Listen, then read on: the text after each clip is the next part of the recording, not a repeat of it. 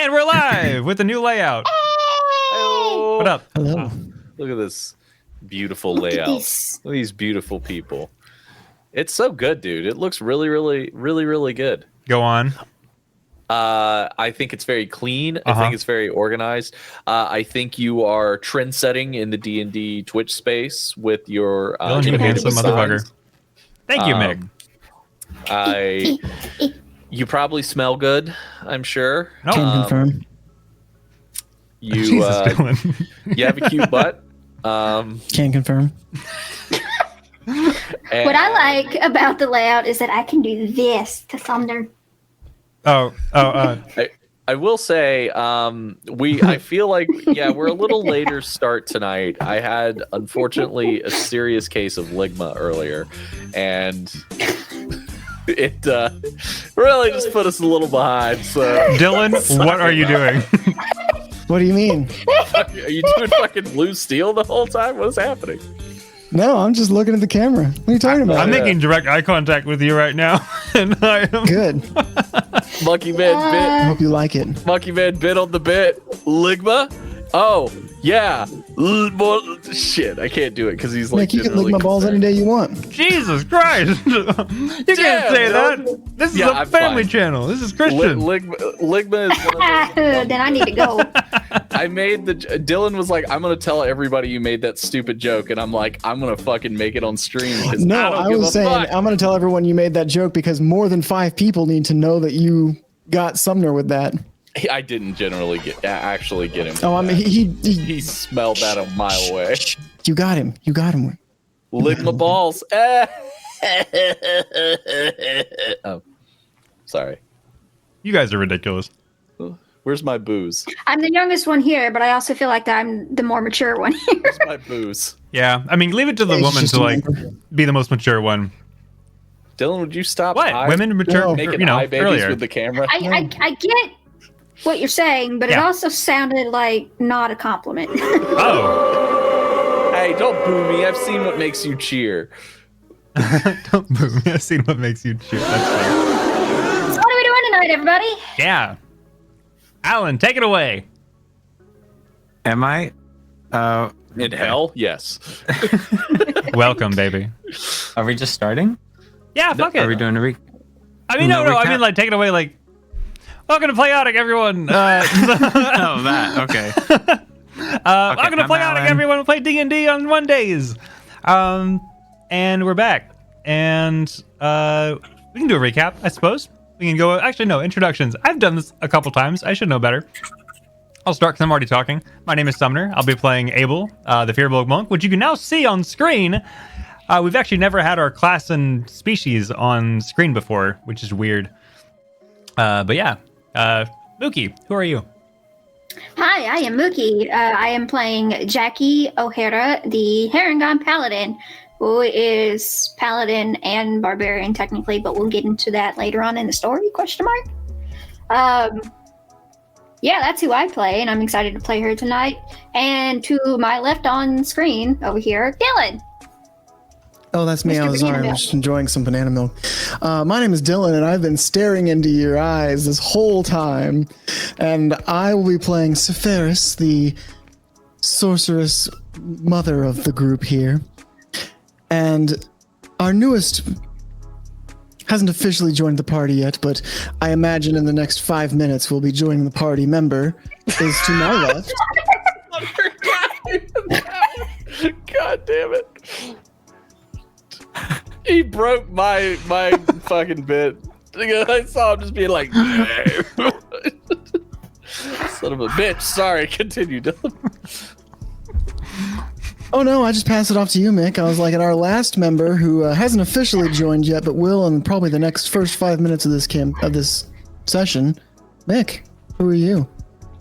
Tell me about yourself. Do you like long walks on the beach? Getting caught in the rain? Oh, hold on. I hate walking on the beach. What about stepping on the beach? Oh, Thank you, Mookie. Hi, I didn't see you there. I'm Nick. And this evening I'll be playing the Hexblood Ranger, Mal. He's a really complicated boy. He loves a good time. In fact, if he could have a good time, all the time, that would be so good. Yeah. I hope you enjoy the show this evening. Alan, Fantasy Father, take it away. Hi, I'm Alan. I'll be DMing. Think of our shit. I'm not them, so I can't do that stuff. But You yeah, absolutely can. What are you talking about? no, not I in mean, a I million didn't years. do it, but Yeah. okay. I'm still blaming you, Mookie. You're part of the collective group. Hope you all Fair. are ready for new characters. Always. Cool. Is that a threat? I got this cool idea. It's a promise.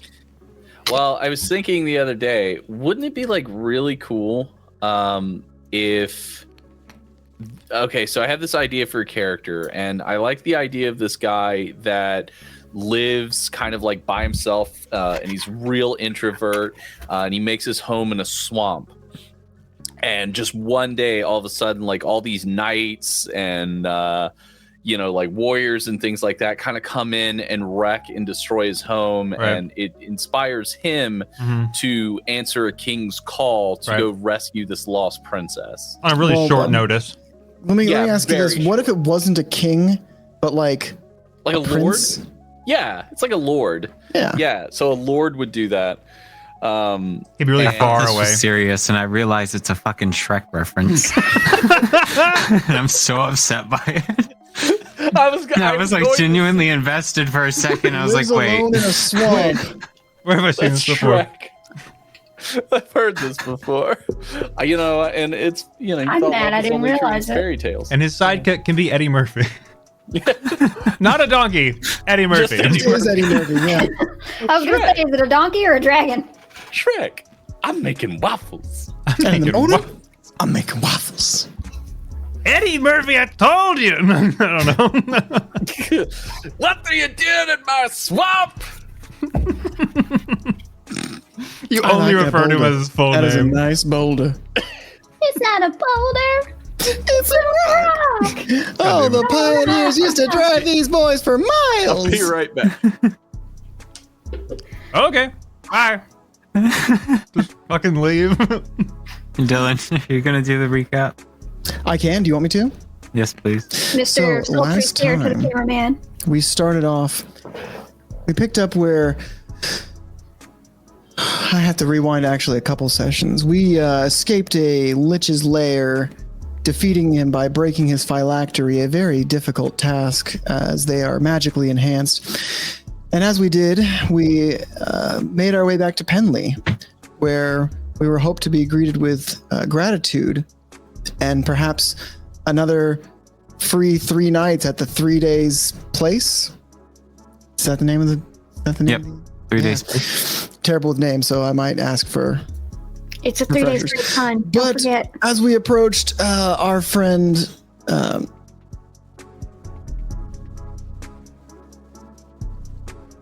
oh my god, why am I blanking on his name? Your character, Alan. Pagan? Pagan. What I missed?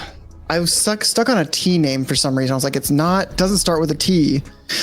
Pagan has been chased by this entity ever since he lost his entity. It's manifesting itself as a storm cloud that rains wolves that leap through people's chests and turn them into smoke and suck them into the cloud. Well, this cloud attacked Penley as we approached. Fleeing that, we ended up meeting Mal, who said that in exchange for introducing us to people who can help us with our problem and Pagan's memory problem, he would join us on adventures. He wants out of the swamp and not swamp, this forest, and this is his ticket out of here. So he took us to his home where his grandmother, little mother, and little sister all live. 3 witches in a coven with a growing boy.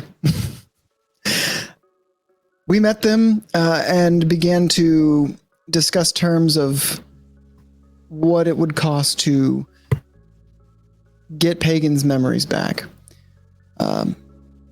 Little grandmother wanted beauty, an abstract concept that she wouldn't go into further details on. Little Mother wanted a dress from a keep, and in negotiations with her, she identified the items we found in the Lich's lair as payment for Little Sister stabbing Sephiroth in the tushy. Pinching with her sharp witch's claws that made her take how much damage? 2. Should still be on there. Yeah, 2 damage. That's 1/25th of her entire life. If you took 1/25th of your life force from a pinch, that's quite a powerful pinch. So, Little Sister, being the last to make deals with, wanted a friend. Fairly simple request. But she wanted a friend that preferably had many legs. 4 is acceptable. More is preferable. We discussed amongst ourselves whether we could or should take these deals. Pagan enlightened us that he stayed in Penley for 6 days before the cloud caught up to him there. So we know we have at least some time before this. It's not hot on our trails, perhaps. Jackie was going to talk to Little Sister about this friend, and the plan was to perhaps teach her to make a friend herself so she didn't need to be brought one. The group has kind of decided to accept Little Mother's proposal of getting the dress from the keep, as if time is not so much of a big concern, we can spend a little bit trying to get this dress for her.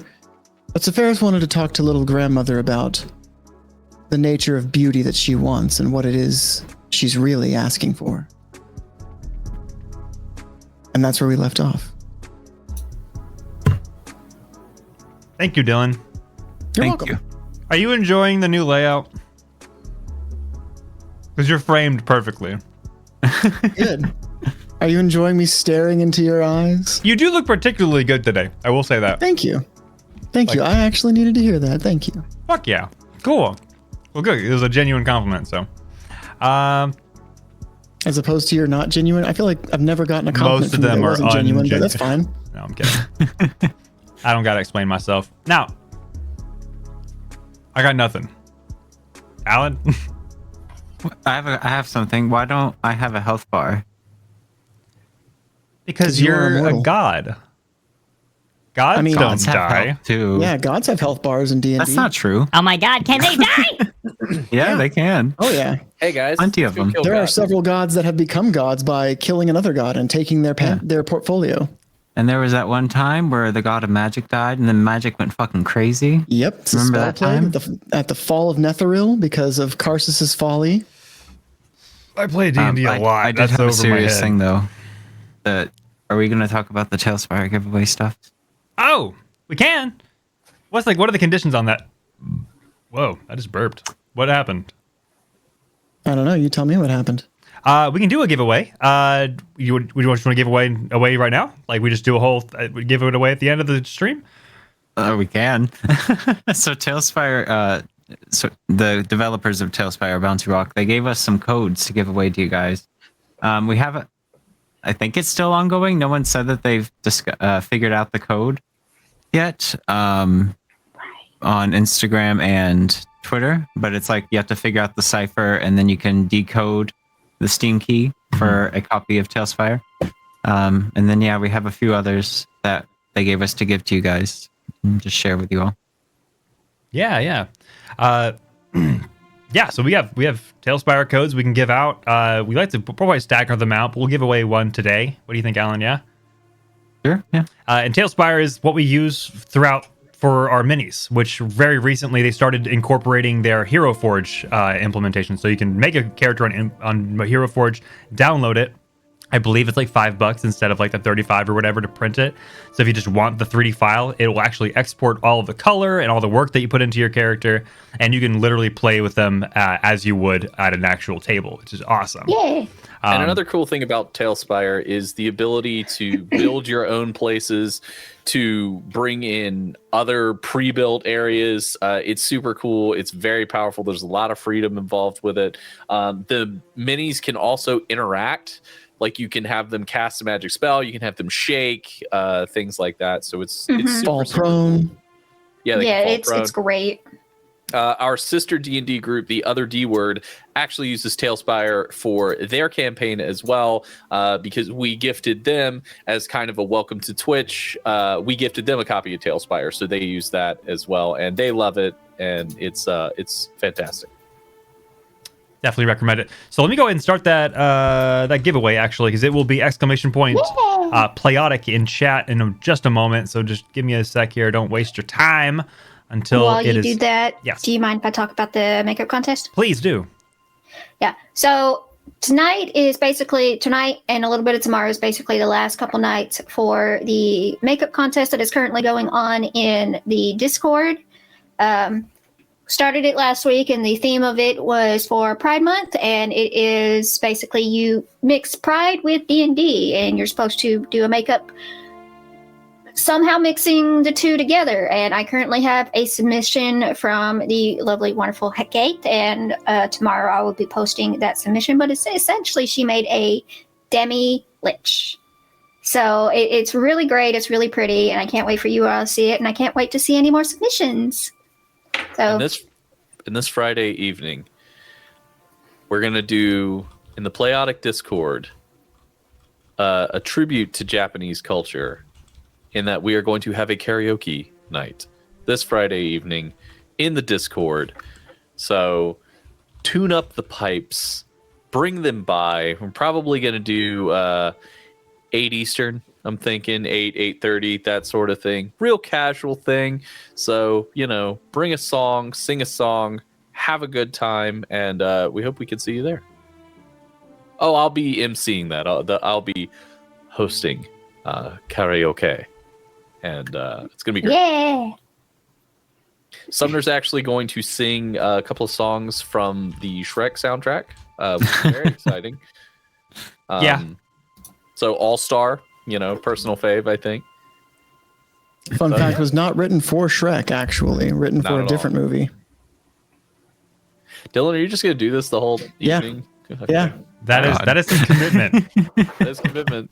I got sick of the bit after literally. You got to 10 commit to the seconds. bit. And let me tell you, I've been married for 5 years. So I know commitment. That was Married the for point 12, of my man. my statement there. I'm trying to find some good game show music.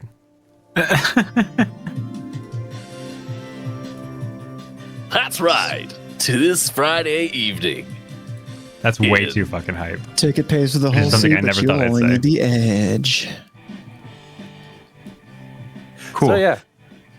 Anyway, Alan, take it away, my friend. So you guys, I believe we ended it with you all just standing within the little living area before the curtain, just discussing the bargain. Yes, we had come up with we had spoken to Pagan about the time, because we were concerned about spending a lot of time here going to get a dress from abandoned mountaintop armory if this cloud is hot on our trails. And he told us that a week is as long as he'd ever spent in a place, and that was in Pinley before the cloud came. So we have a little bit of time. Jackie wanted to talk to little sister about how to make friends, not just bringing her a friend.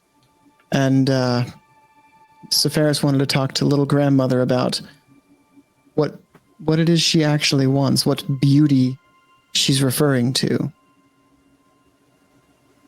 Okay. All right. So are you guys just waiting for them, or are you going beyond the curtain? Because right now you're just with Mal, who just came up from his cauldron room with a satchel back.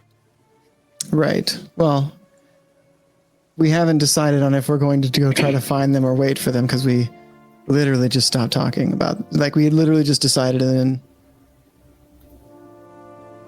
here we are. Jesus. Cool. All right. Dylan, Mookie, does your what do you wife wanna have do? any highlight that you could borrow? I mean, I'll message her right now, and maybe when we come back from break, I'll have some highlights on these razor sharp cheekbones I got here. You're asking what I was doing? Yeah, Mookie, what do you want to do? Are you going to go look after saying that you wanted to talk to sister, or are you going to sit and wait? Jackie's gonna look at Mal and be like, "Excuse me. I would like to talk to your little sister, please." I don't exactly recommend that, but I suppose you could. I'm trying to help her with her request that she has, her deal for us. What exactly is her request, if you don't mind my asking?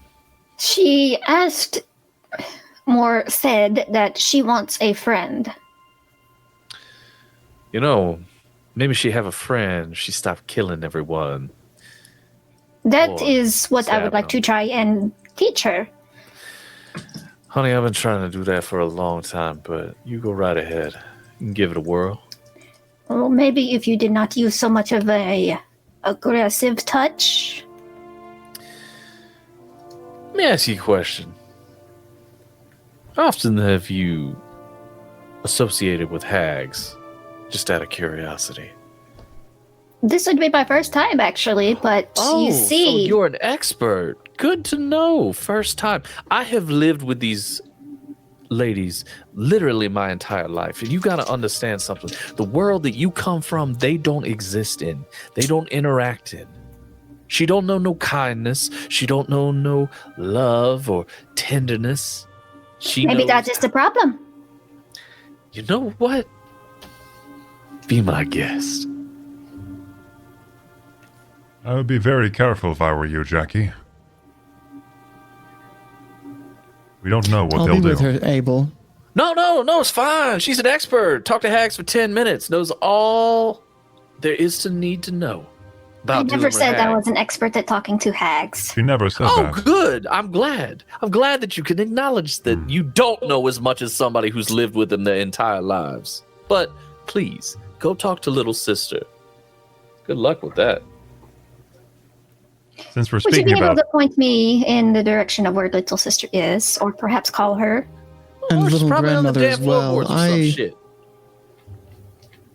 I would like to speak to your grandmother as well, Mal. If you can point me in her direction. Y'all fucking blind? You can't look around the house to see how big it is? It ain't hard to find these people. What do you need It's- me? But what am I, your guide to hags? It's a little rude to You just poke said you around were. someone's house. No, I said I'm the authority of knowledge on hags. that sounds an awful Not lot your like a fucking guide. tour guide of the Feywild. Huh. Fine. Since you all seem to be so in it, let me ask you a question. What kind of adventurers are you that you can't look the fuck around and The find kind who somebody? knows not to go poking around in a fey creature's house. They know you're here.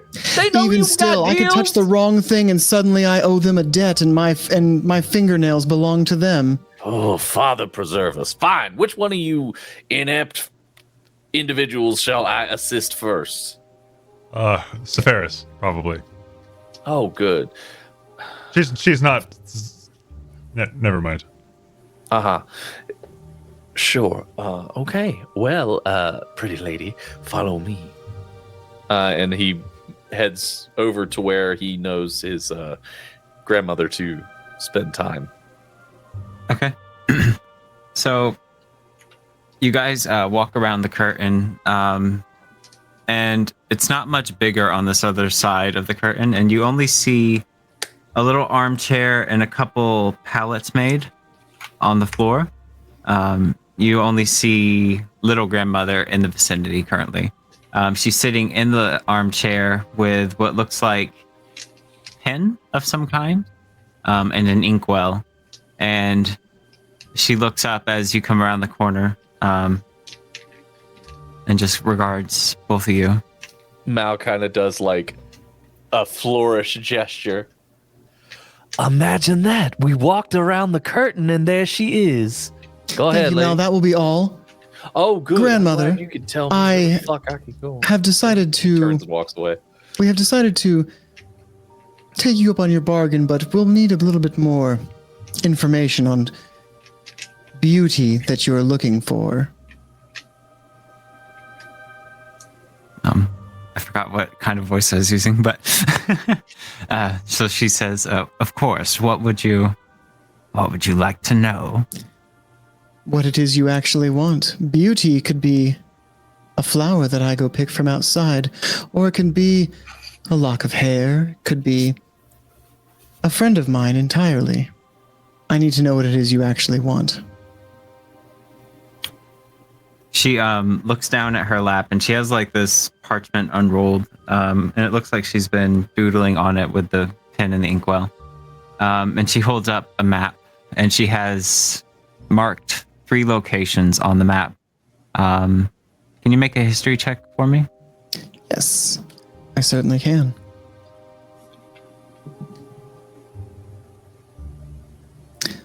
Well, that would be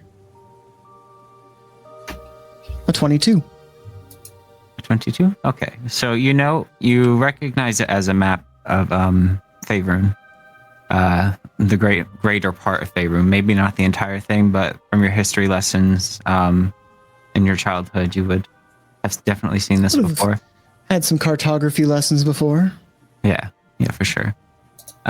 So she points on the map across the Sea of Swords. So currently you're in between Baldur's Gate and Waterdeep. So she points across the Sea of Swords to an island in the Sea of Moonshae, and she says, "This is where you'll find the beauty." And then she points to another mark that she's made, and it's closer to Tethir, within a range of mountains known as the Small Teeth. And then she says, "And this is where you'll find the dress." And then she points to one last one. A ways further north, it is within the Empire of Shadow. Okay. And she says, "And this is where you'll find little sister's newest friend." I wasn't aware you had discussed with little mother and little sister their requests. Is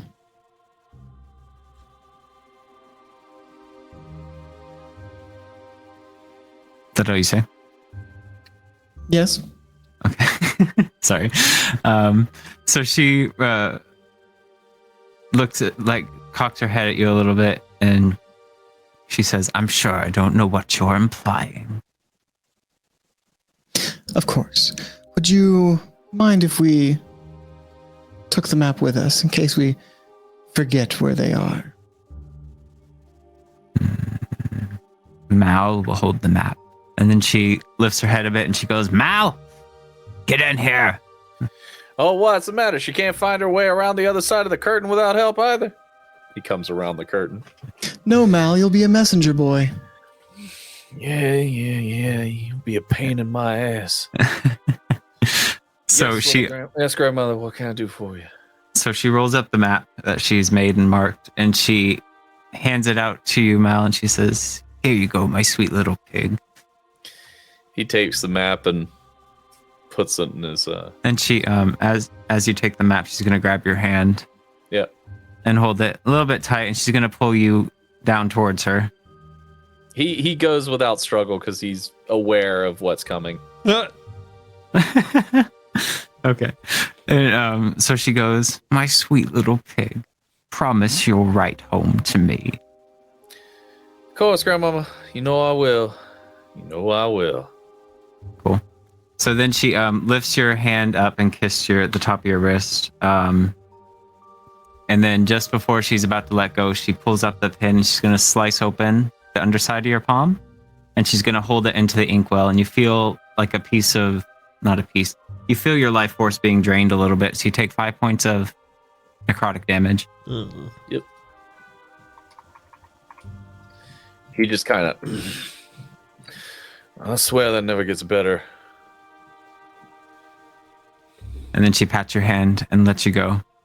And she looks back to you, Sephiris, and she says, "So do you speak for all of them?" My littlest friend wanted to have a conversation with your littlest friend before we struck out, but we have agreed to this bargain. know as long as we know what it is we're looking for. This map should be enough to know what beauty and across the waves we're looking for, or what friend in the wastes. And she looks at you again and she says, should we need to clarify on what is needed, we will be in touch through Mal, our sweet little hunter.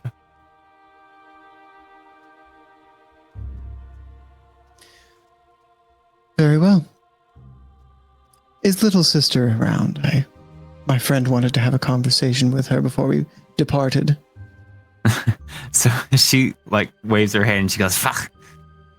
Check the hollow stump behind the house.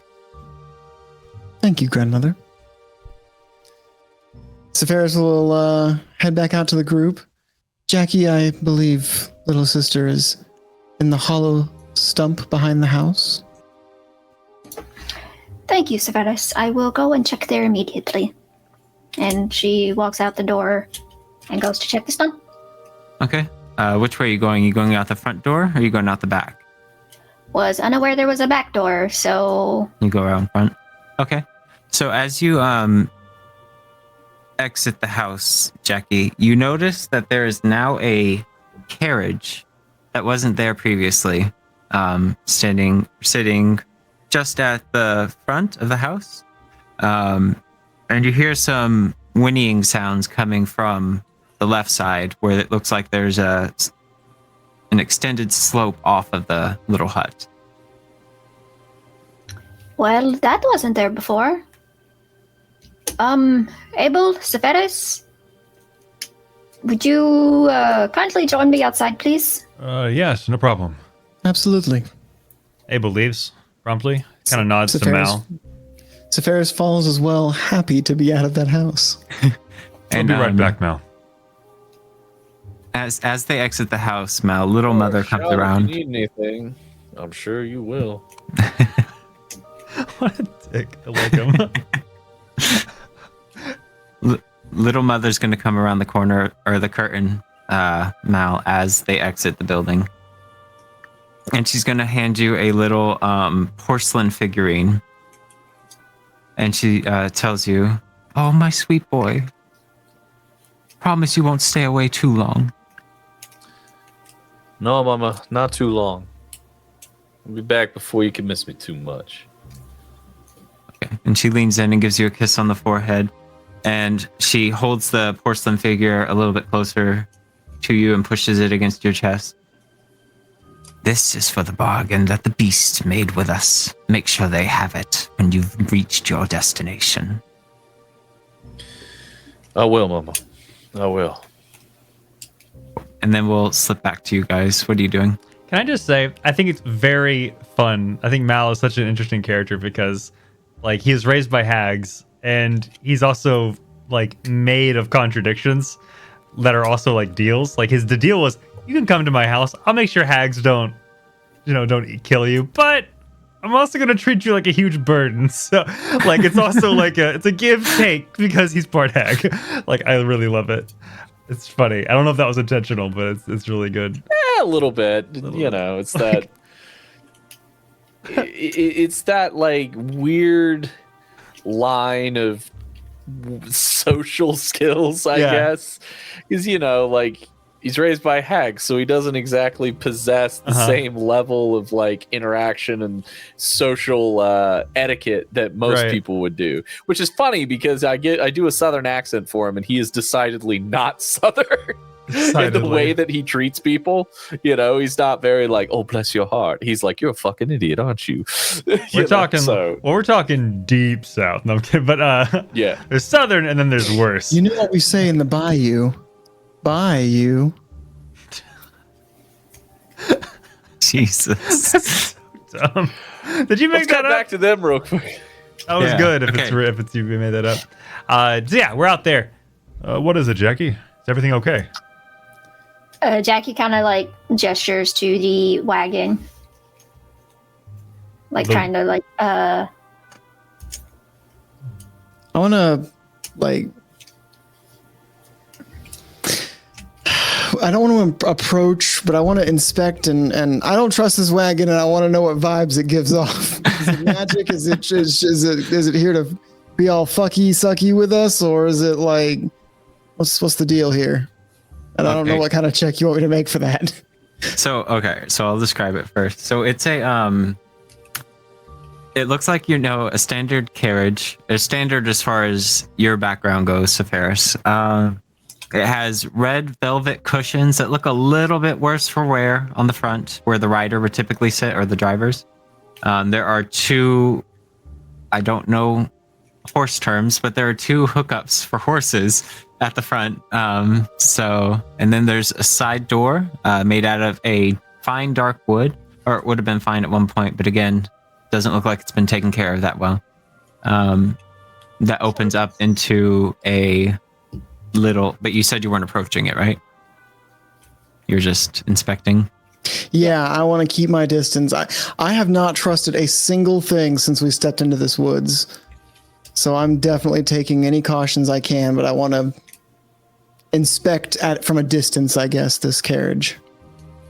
Okay, yeah. So that's about as much as you can see. Just as it doesn't give off any like magical vibes or anything. Do you have detect magic as a spell? I do not. Do I? I don't remember actually. I don't believe so, but wouldn't put it past me to take that spell. No, not detect magic, but I have detect thoughts. Can I detect thoughts on the carriage? You can try. Thoughts on this carriage? Are you going to cast it? No, absolutely not. I'm not wasting okay. spells on it. All right, just want to make sure. To read the mind of a carriage. And then it eats you and you're all dead. Okay, next campaign. You know what? I'll start detecting thoughts on all piles of treasure. Yep. Abel. I know what you're referencing, and I promised I wouldn't do that again. Until next time. Well, once Mal is away from his family, right? If you wanted to say something again that has someone leave the party and go on a journey of self-discovery, I might not be opposed to that. Are you referring to me or him? Yes. Jackie, you were looking for a little sister? Yes, I believe she is somewhere out the back. I will leave you here with this carriage unless one of you would like to accompany me. I will accompany if you wish me to. If you want privacy for this conversation, I will respect that as well. No privacy is needed, so... Can you all make perception checks real quick, all three of you?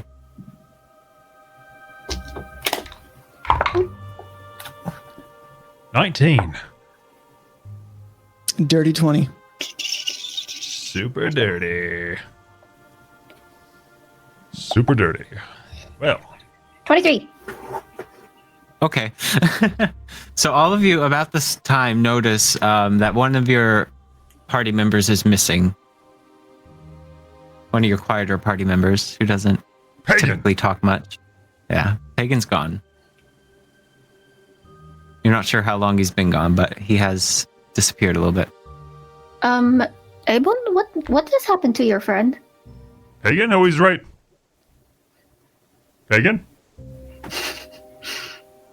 Pagan. Beep, beep, beep. Pagan, or wagon. Does he do this often? Definitely hit him with some. Keep a straight face or Sumner. I swear. Oh, I know what he likes. And he takes out the rock and he shakes it. It makes no sound. What rock? The rock with the vines around it, around the heart. Oh, the heart, the heartstone pendant. Okay. It doesn't make sense. sense. So as you feel his heartbeat, right? Yeah. Like, so he feels really close to you, but he's not right here. Pagan, if you're nearby, make a sign. Question. Mm-hmm. I know you told me about Jackie's ability with the bird, but would Jackie know that immediately?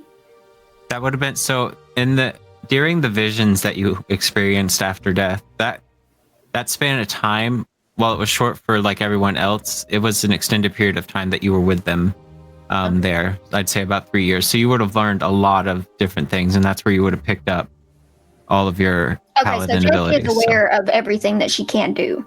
Yeah. Okay. Well, in that case, excuse me, Abel. Also, Zephyrs, I know that we don't quite trust this place, but I have a little trick up my sleeve, or rather my fur, if we would like to find Pagan really quick. What trick do you have up your fur? Jackie whistles, and you see the little bird kind of come up out of her fur, and she holds her hand up, and the bird lands on her finger. Oh. What is that? Does it have a name? Yes, her name is Willow. Willow. Well, hello, little Whittle. Little Whittle. It's a beautiful name. Little Whittle. little thing. Hello, little bird. Willow, like, chirps happily at you and, like, wiggles. Willow, could you, I want to make it, like, I can, like, tweet at the bird and talk to it instead of just talking in normal. So Jackie kind of, like, whistles. Like, tweet, tweet, tweet, tweet. Okay. But essentially it's a saying, we need help finding our friend. Can you do that for us? Okay. And so are you doing the special ability that I sent you that you can do once a day? Or are you gonna try and look through her eyes? Yes. Okay. All right. So she darts off into the air, and then suddenly you guys see Jackie's eyes go, like, they were already greener than is natural. They go like a pure green as she kind of falls into this trance-like state, and the bird flies off. Starfire eye green. Yeah, exactly. All right. So where are you gonna take her? Do a quick parameter of the house. Okay. Roll a perception check. Come on, Willow. 18. 18? Okay, so you see just around the corner of the house from where your friends are standing, you see Pagan currently wrapped up and tossed over the shoulder, like roped up, and tossed over the shoulder of the figure that resembles Little Sister. And she seems like she's taking him towards a larger tree in the back corner of the house.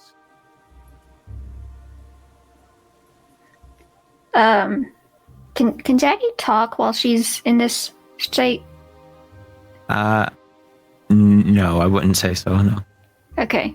Well, so she has the bird come back, and instead of like landing on her finger or anything, it like lands on her head and then finds a spot and like nests in there and disappears. And then Jackie comes back. God damn it! We need to just follow me. And she like runs around and goes to find Little Sister. Severus follows. I suppose I will too. Actually, Mal. And Abel tries to shout back inside the house. Mal. Mal comes walking around the side of the house. You rang? Yes. It seems our friend has gone. We're trying to find him right now. Jackie seems to have found a trace. Would you lose him? He may not want to be found, but it concerns us, and we wanted to. Well, I wanted to invite you, since you know these woods so well. I know him real well. Know him like the back of my hand, don't you know? So, You hear Severus shout, "Abel, are you coming? He's your friend!" And Jackie shouting over Severus, "Yeah, hurry up! Little Sister has him!" And then you just hear Severus go, "Oh no."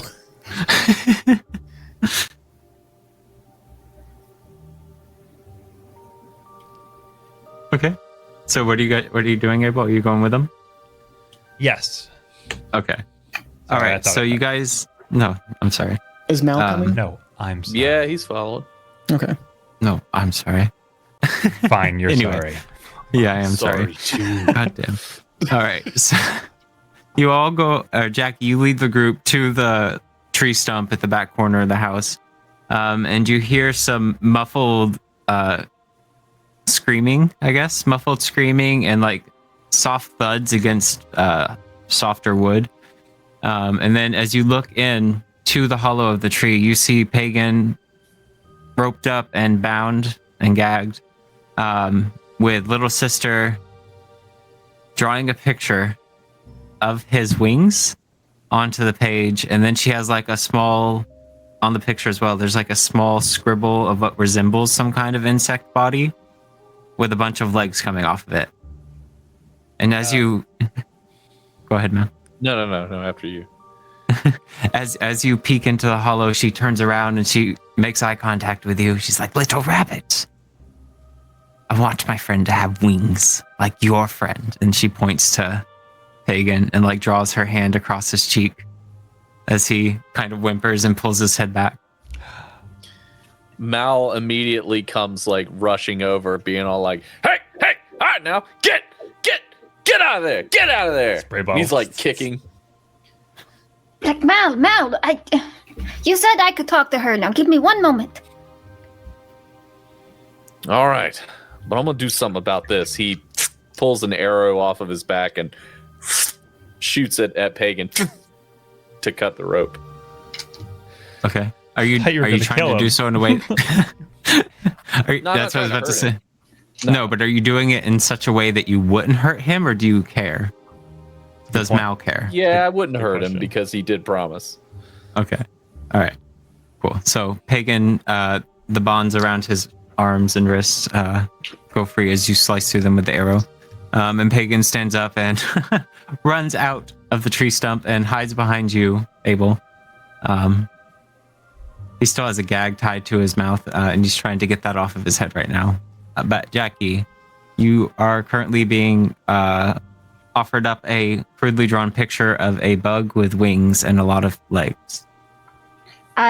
Jackie takes the picture and looks down. She's still in the stump. Yeah, so it's like Wherever she is.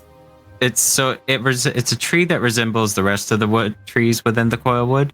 It just looks like it's been either struck by lightning or fallen down over time in some kind of storm or something, and there's just a hollow little opening that leads into like kind of like a cave, but in a tree instead.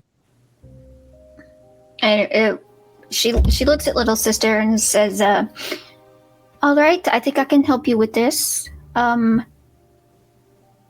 Little sister or Mal, do you know a place where there might be moths or butterflies?"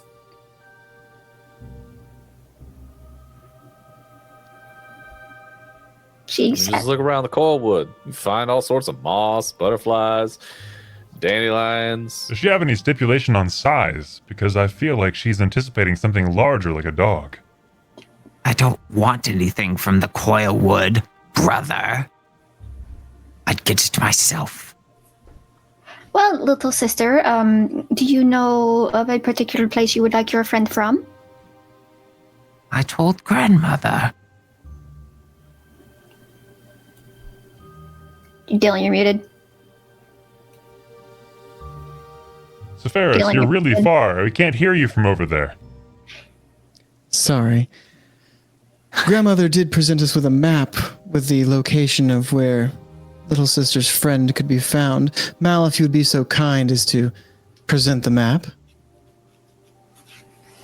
He lifts open his jacket, points at it. Mal, could you ever be so That's- kindly as to show us the full map and the place that we need to go? Yes, the word present does not mean show us where it is. Mal is such an ass. I love it. He takes a second. Where were you in Tides of War? Okay, so go ahead. Where were you? He pulls the map out.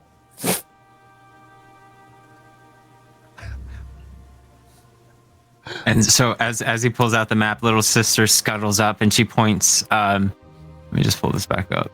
She points to this really ominous looking region on the map. that has like a bunch of dark scribbles and scratches over it. You see some words written in there, like the Black Road, the Fallen Giant Rift, Azeroth. Things that you, if you want to make a history check, you can. But this region is largely known as the Empire Shadow within Honorok. And she points to... let me see. I got a 19 for a history check. I would have gotten a 7, so. She points to a region north of the Empire Shadow, known as the Plain of Standing Stones. Sephiroth, you would know that with your history check. And she says, there. You'll find it there.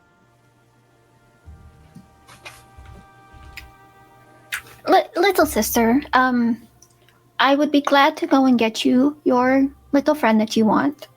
However, I have my own proposition for you. Not necessarily a deal, but something that will help, if you are willing to take this advice. What is it? You see,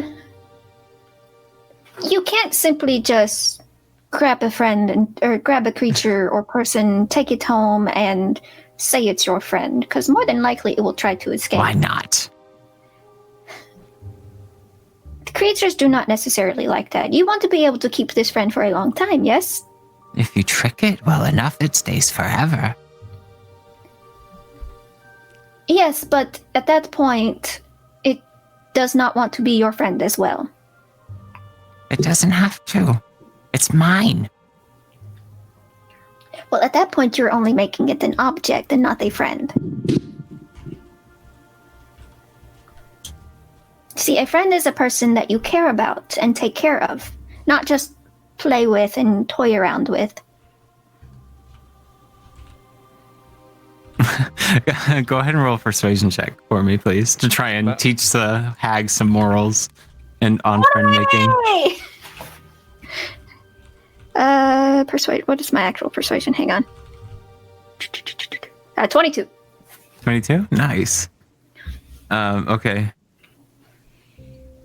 So you continue saying this, and you see her nodding a little bit, and she says, yes, that makes sense. And she goes over to Mal, and she says, brother, would you like to be my friend? Hell no. Okay. She's going to scratch you and run away. And then she's going to go back into her tree stump, and she's going to throw the paper at you, Jackie, and she's going to say, bring it to me. And she's going to disappear within the hollow. Mal walks over to Jackie, and he pulls out one of his short swords, and he holds it up to Jackie. See this? You know what this is, right? Yes, clearly it's a short sword. Exactly. You see this? He hammers on the blade, so it kind of makes like a clink sound. It's iron, right? Steel, hard, unbending, don't change. What is your right? point, Mal? You got a better chance of this sword listening to any of that shit that you just told her. I'm telling you, it don't work like the rest of the world out here. Mal, did you not just see what your sister, who constantly tortures you, tried to do? I'm going to let you in on a secret. She was going to do that no matter what I said. My entire life, I've tried nice, I've tried mean. It don't change. They're hags. They're not like you. He points at Sephiroth. Her. He points at Abel. Him. Hello. They're not like you. Hello. They don't function like you. They don't think like you. They think in deals, bargains, pain, killing.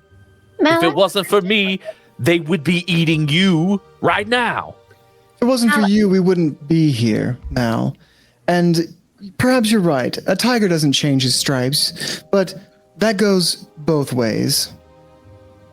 Stripes go both ways, Mal. What the fuck does that even mean? That don't make no damn sense. I don't understand why you people think you just know better than when I'm trying to tell you. I don't think I know She better. was trying to be better than she was before, and you turned her down. While they're Are you any arguing, different can I than go her? down and talk to little sister privately? Am I any different than her?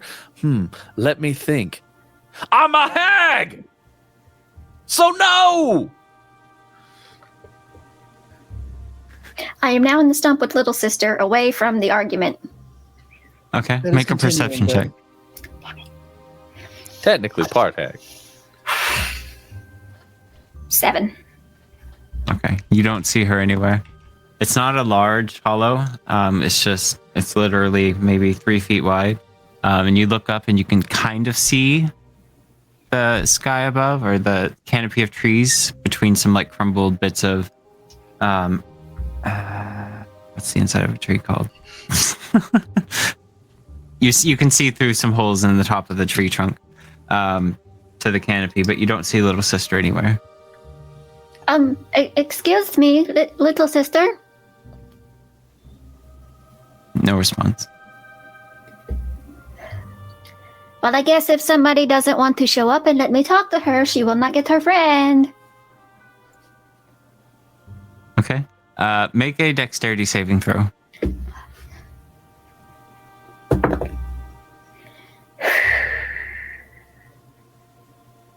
$21. 21. Okay. So you feel something like brush against your back as you duck out of the way, and you see little sister clambering against the tree stump wall within the shadows, almost as if she's part of it. And she, glaring at you, her eyes seem to be like filled with murder, and she says, "We had a deal. You break the deal and I break you." I'm not going to break the deal, little sister. I just want to talk to you for a moment. I'm done talking. Go. I will get you the friend that you want, but I have one small question. Would you like another friend? She doesn't respond, but she does stare at you. If you let me teach you a little bit about having friends, you will gain me as an extra friend. I just like the idea of Jackie sitting down with a hag and basically putting her through like a kindergarten curriculum, teaching her how to be. Sharing is caring. It can be fun.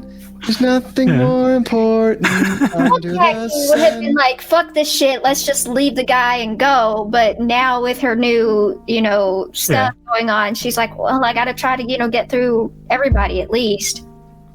Yeah.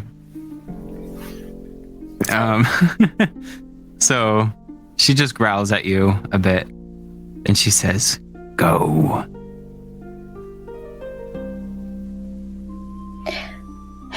If you really, really wish for me to go, I shall. But I just want you to know that a friend, like I said, is someone that cares for and cares about someone. And I would like to say that I want to care about you in this place. I know your mother, grandmother, and brother do not treat you very well. I had words and I lost them. But I thought that maybe if there was somebody that showed you at least a little bit of respect, it might help you feel a little better. Thank But I you. shall go, if you wish. She says thank you, and then she just stares at you some more. Start climbing out of the... And I'm assuming I'm coming back up to more arguing. Oh Yeah, yeah, what are you guys doing? Bitching at When- each other. yeah. When Jackie went down there, Sepharis was, as long as Mal was going to be poking back, just kind of poking at each other. Okay. And Abel, while they're arguing, Pagan's gonna pull on your shirt and like try to get you to go to the side. Has he managed to get his own bindings off of his mouth, or does he still need help? He's gotten it all off. Yeah. Okay. With what Mal cut, and Abel, his hands are freed. seeing Sepharis and Mal kind of argue in the distance, he kind of creeps away with Pagan. What is it, Pagan? Are you sure we should be doing this? Absolutely not. I'm not sure, but Mal seems to... I don't know how to describe this to you, but I think he needs our help. I can't put my finger on why or how, as he seems capable himself, but I'm just following my instinct at this point. He wants out, and I think we should give him that. Everything else is just details. I don't want you to get hurt because of me, Abel. I'm sorry for dragging you into this. Last time I got hurt and I had you by my side. What could go wrong? You could die like Brahm. I suppose I could. But I feel as though I owe you a debt at this point. It's my turn to save you. I protect you now. Don't let some young hag steal you away from me again. You understand? He's gonna fly up and give you a big hug around your neck. He hugs delicately back, as you are significantly smaller than him. Just by a few feet. All right. So as Jackie comes up, Mal and Sephiris continue arguing, and Pagan and Abel finish up.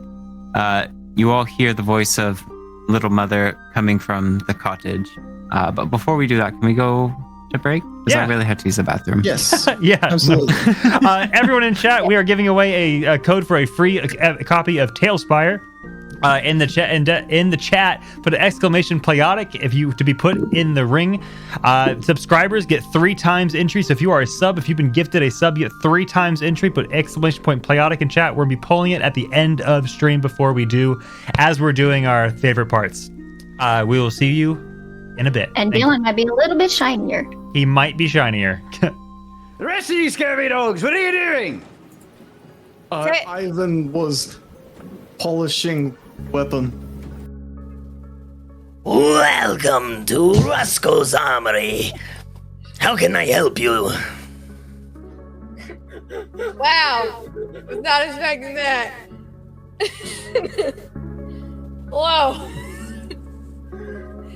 How you doing? Greetings. Yeah. Okay. I forgot what my voice was. Please. I'm not ready for that. God damn it, Monkey Man. Canceled. God damn it. The whole show. Well, cancel the whole show. Canceled. We're done. We're We gotta fucking wrap it up. done. Go home. Out of here. Shut. All right, I'm gonna head out. Later. Yeah, I guess we all get. We're back. And we're back. And we're back. Hey guys, welcome to Deck of Many Fates, where we do stupid shit. I'm the boy, and these are the boys. Hey, let's talk some fucking wisdom, boys, shall we? Yes, please. I lack it. It's my dump stat. It's fine. With crowbar, but I'm not strong. I look strong, but no, I am weak, baby. So wait, where are you guys right now? Are you guys in the city or outside the city in like a grassy area where no one can see you? I gave you a right and wrong answer. I'm just curious. I assume that we've been making our way downtown at this point. Okay, so I would like to assume Canyon wouldn't want to open the till till we were outside the city. Yeah, I'm a street urchin. I don't want to assume. I just. I am a lawful paladin. In size in all dimensions. So, I mean, double in size. I mean, that's a pretty big hand, even for a smallish hand. The main thing is the weight is multiplied 8-fold. So not only is it larger, but it suddenly gets really heavy. All right. Well, he's going to make a strength save to try and hold on to that. Wow. Okay. I mean, he is a doctor. These doctors you got to cut through bone, right? You got to saw through bone sometimes as a medieval doctor, but it doesn't matter. He rolled he rolled 5 plus his 0 strength modifier. So he drops it, and as he drops the hand, all the skeletons fall like puppets with their strings cut. Oh my god. Perhaps that was his necromantic focus. I don't know. Incredible. Now, nobody touched the lantern on my walking stick because it definitely doesn't do the same thing. Oh, the fern is thirsty. I'll be right back. Hold on. Oh yeah. Go get our Bernie friend here some water. Do I see any like corners where there might be mice holes or any signs of any small animals or anything? What you said, you got a 13, right? Yes. As you walk away, you hear a and you see that the fern has grabbed your ankle and is trying to follow you. But it quickly lets go the minute you look down. Elizabeth hears. I don't speak fern, and if you want to come with me, I'm okay with that. But you'll lose this wonderful spot, and I don't know if it'll be here when you get back. He's right. And so, looking with your perception of 13, you see a couple nooks and crannies. First time for this, but yes. Thank you, P lady, for peeing on me. Professor Grimm, I got a question because, man, it reminds me of something. Do you happen to be a representative of the Lollipop Guild? I can't say I'm familiar with this particular guild. I've heard of the Sugar Folk, and I've heard of the Gumboot Sticker Gang, but I can't say I've ever heard of the Lollipop Guild. Yeah, I've heard of the Banana Boys. They wear yellow and like have bananas. Oh yes, and they show up typically at your workplace with bread. It's fantastic. Banana bread at work, dude. Let's just go into the fucking town. Here we just go. He casts Greater Image behind him and makes a major image, and he casts a very comically large lamp. And it's emanating this very, very bright light and heat because it's major image, and it's very much a lamp. And that's his Why full are you turn. this way? Okay. No, he's going to use his movement to get up and hide in the bushes. That's what Oh, he's you just You are nothing but a vessel. He looks over to Thrum, who is just like picking his nose. Has another thing coming. Oh, see, gonna stop you right there. Like stuck. He's a mastermind. Behind dwarf kind. We've heard of him. He's literally raised by bears. He's not. Yeah, it's. Wait, there's Stormberry too? Yeah. Oh. We're taking over. It's just gonna be oops all fairies after a while. All fairies. Just one's magic and one's martial. That's all it is. I am full of rage because I'm so small. Despite all my rage, you're still. Wait. Sorry. I ruined the last word. You're still Fairy what? in a cage. It looks similar to like a Native American drum, just the Okay. and boom, boom, boom. So it has the top leather. The cylinder. There he goes. Oh God.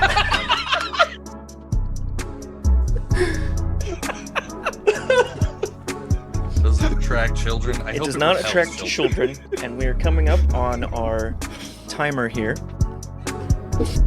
He puts a roof over our heads. And Forgive me for saying, but it feels like he's a bit of a pimp. Yes.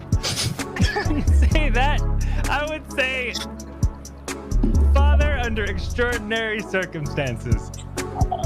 Sort of a daddy wolf. What is pimp? It's more of a sex thing, and it's not. We're not that. Well, We're this is far that. too young for that. Wait, how old are you? And you're working in a bar? I'm 28. Not young at all. How old do gnomes live? I feel like they're I think they're old living people. Yeah. They live until like 340, 350, 500. 28's young. So you are a literal child in gnome years. Yes, the legal age is complicated. Kind of like a light, like you were knocking on the door and you like hit his chest instead, which is exactly what happened. Oh. May I help you with something? Yeah. Here with the harbor. Hang on, before I'm totally gonna interrupt you before you can even like before you can introduce yourself. Like first, like pops in like in front of you like this. Introducing the devil of Waterdeep. I give you Mordecai. And then he goes right back to standing normally right behind him. I'm afraid I don't recall requesting the services of entertainers for tonight. You scare the shit out of Mordecai, but he doesn't show it. Do you know where the Declaration of Independence is? Yes, but it was stolen. Damn it! By a walking cage named Nicholas. About 5 years ago. You were a bit late. It was an iron cage with human legs and ostrich feathers and eyes that could melt your soul. We just let him have it. I'm gonna need someone to draw that, please. That hurts. And a lion's mane. You're just adding on to this description. He tried to change faces with me, but I said no, not today. Did he try and take your face? He tried to take my face off. Yes. A small town blends effortlessly into the hillside with only a handful of buildings sticking out from the vast open fields and gardens, with a concentration of booths and stalls circling the center of town, with crowds of gnomes haggling, chatting, and bustling about. Where the dirt road meets the town, a lone guard sits on a stool, eyes fixed to a small mechanical box. Would you like to approach the town? No. All right, that's Bounty Board, everybody. Hey, thanks for I'll see coming. you guys next week. Maybe next time we'll go in. See you next week. Oh, we have to do the giveaways. We can't go now. Oh, who is that? Who is It's tiny lady in the water? Hey, Trish. Hi there, Star. What are She's you not doing in there, buddy? Oh, I'm just hanging out in this beautiful shimmering liquid, bud. I see you got yourself some new culottes. Oh, yeah. And we're back, but guess what? He's got shiny cheeks now. Sparkle. Incredible. Is this what you wanted, everyone? Yes. Are these the godly cheekbones that you requested? Because they're here, and they're not apologetic. Playotic delivers. Never apologize. They will cut glass. They will cut glass like diamond. Like my nipples. Yeah, Mick. When I look like at like Dylan, like Mick's nipples. those cheeks. No, my cheekbones will cut Mick's nipples. I actually only have one functioning nipple because I used to have it pierced and it got ripped out. What? You had a nipple blowout?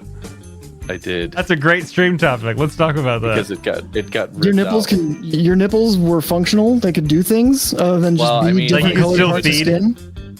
It would like react, and get hard and stuff. Now it's permanently hard and I can't feel anything. No way, really? Yeah. You're like David Bowie, but with more sexual. What? Because he has one eye that's dilated. You have one nipple that's perpetually hard. Yeah. That is some interesting ass Mick trivia right there. That is an interesting fact. I was like 16. I'm a little speechless. I don't know if I'm gonna be able to focus. You, and people I don't believe you and get like really shitty and like try and like grip it really hard to because people are assholes. And Which one is it? Don't show me, but which one is it? It's the right one. It's the right one? Oh man. All right. That's so fascinating. I don't know why that matters to me, but I'm curious. I'm sorry, Alan. No, it's fine. I didn't know that was a thing. That was a thing that happened to me. Have you thought about like blowing out the other one just so they match? No, because no. Do you want to have a nipple ring ripped out of your nipple? I mean, I wouldn't say no, but I would be like, I mean, if I already had one and the other one was just kind of flaccid, yeah, I'd probably do something about it. It's fine. I'll show you later. You can It's get like a fine. nipple Thank you to implant. Thank you to whoever bought t-shirts just now. You're awesome. I'm so sorry, everyone. Dylan, your cheeks. What? My nipples stole Dylan's thunder. I'm sorry. Why do we always end up going back to Syria? No, Dylan, come back! God. Oh, come back. We'll talk about your cheeks and not my nipple. Sumner was just like strangely fascinated by my nipple health. It's fine. We redeemed I had Team to compete Nick. with Nick's nipples for Sumner's attention. You can't. I got even tell. makeup on, and Nick's nipple story took Sumner's love from I mean, me. to be fair, I makeup have comes enough and goes, love to my give. friend. But a nipple gets destroyed only once in a lifetime. Twice. You have two. So we're watching Sumner discover a new kink in real time. We don't kink shame here. Absolutely not. We don't kink shame here. I mean, look at Dylan. He looks gorgeous. Yeah, we have a Dylan, who are you wearing right now? Could you? Yeah, what are you wearing? You'd have to, if you really want to know the answers, you'll have to hop into our Discord where you can ask my beautiful wife who has the username Astrid in our Discord. She could tell you all about everything I'm wearing, from the contour to the sparkles on my cheeks, down my nose. She can give you the lowdown on all of it on our Discord. Oh, that's so fun. And this is just a taste of the kind of makeup, because you'll be seeing some great makeup for our contest that our very own Mookie is hosting. Is that the word? Hosting? Running? Saying, yeah. Being a boss bitch of? Mookie will kick your ass. Unprompted. Just because she felt like it. Mookie, those eyes. Girl boss shit. Yes, Sumner? Cool. That is terrifying. Just think of my nipple somewhere. It'll bring you comfort in this trying time. Just think about it. Oh. You know he is thinking about, like, what does it look like? Is it mangled? It kind of. I am thinking about it, I'll be honest. My girlfriend's making fun of me in the chat. What does everyone think of this live example of what it's like to record the Playotic podcast? Honestly, the podcast is a little bit more focused, believe it or not. I don't know. It seems We pretty are focused on your nipples, slightly- Mick. That's true. This is a conversation that would come up on the podcast. I mean, to give everybody a sneak preview, we do talk on the next episode, not this most recent one with Alan, but the next episode we do talk for like 5 minutes about Blue Chew. So yeah, that is a thing that happened. I was actually having a shower thought the other night. I'm like, I should probably message Nolan to edit that out. Well, whoops. I might edit that out. It's fine. It's good. About halfway into like half of those jokes, I was like, I gotta shut up more. No, I think honestly, it is literally the best episode. It's the funniest episode we've done yet, I think. Sumner never changed. I love your witty banter. So natural. Hey, fuck you. It's not fine. It's great. How dare you? Sumner doesn't think I'm funny, is what it comes down to. I think you're funny. How dare you? Not. Everyone here is funny. Dylan, you're beautiful. Your commitment to the bit is unyielding, and I respect that. My favorite podcast joke is when Sumner talks about dressing his wife like a child. That is always my favorite joke that he makes, where he talks about like tying her shoes, taking her to the kids section in Target to buy clothes for her. Is that from one of our podcasts? Yeah, you've done it like 2-3 times. You've made those jokes. Oops. You're like, she doesn't listen. It's fine. I've slept since then. I don't know. It's just it didn't happen. Dylan, do you like wearing makeup, Dylan? I'm indifferent. It's the only reason I wouldn't do it more is it's time consuming to just do it. I can't just. Dylan, my friend. I have tricks for you. No, I'm just saying, like, I would have to sit down and do it, and I would rather do other things. But I'm not like, I would never wear makeup. Monkey Man's done with nipple talk and makeup. He wants the recap. Lol. That's probably good. It is almost 9. All right. Recap. Yeah. So we're in the we're pretty much on our we're actually just outside the cabin still, right? We haven't left. Yeah, you haven't left yet. So we have a deal with the little hag sister to get her a pet with wings and at least 6 legs. And that's kind of the deal. At least 4 legs, but more is preferable. That's is right. What we made That's the deal right. for. At least 4. But we're trying to figure out where to find something like that, and it can't be something from this forest either. So we got to bounce. We actually have a map to the location of all 3 things that are requested. That's right. What are the other 2 things? We have the pet with at least 4 legs and wings. What else? A dress and beauty. A dress that she'll know it when she sees it. And it's in a mountain abandoned fortress in an armory. All right. And what do we get in exchange for this? Mal? Your friend's memories. Pagan's memories. That's right. Okay. Perfect. It's not just for me. It's for everyone. I mean, Jackie and Sephiroth have known Pagan for like 3 days, if that. And he's been very attached to you. Thereabouts. Pagan's memories and this dickhead who keeps giving. And also, okay, I just want to point out with the like, hey, what's the directions to Walmart? I'll tell you if you give me a ride. He kind of is very creepy hitchhiker in a way. Yeah, he is. And I also just want to point out that like it's not just about getting Pagan's memories back. There was an entire city demolished by a thunderstorm. Yes, as far as you guys know. Right. And we have no allegiance to Penley. Well, it's following Pagan, and the investigation line is, well, it's following Pagan. If he remembers, perhaps we'll know why it's following him. Right. But to get to destination Z, we have to go through step B. Exactly. Yeah. To find out more about the storm, we do need to know more about his memories. So it's, I like the breadcrumb trail, and I also, on a side note, I really like Abel's and Pagan's relationship. It's really sweet. It's a lot more like wholesome than I was expecting.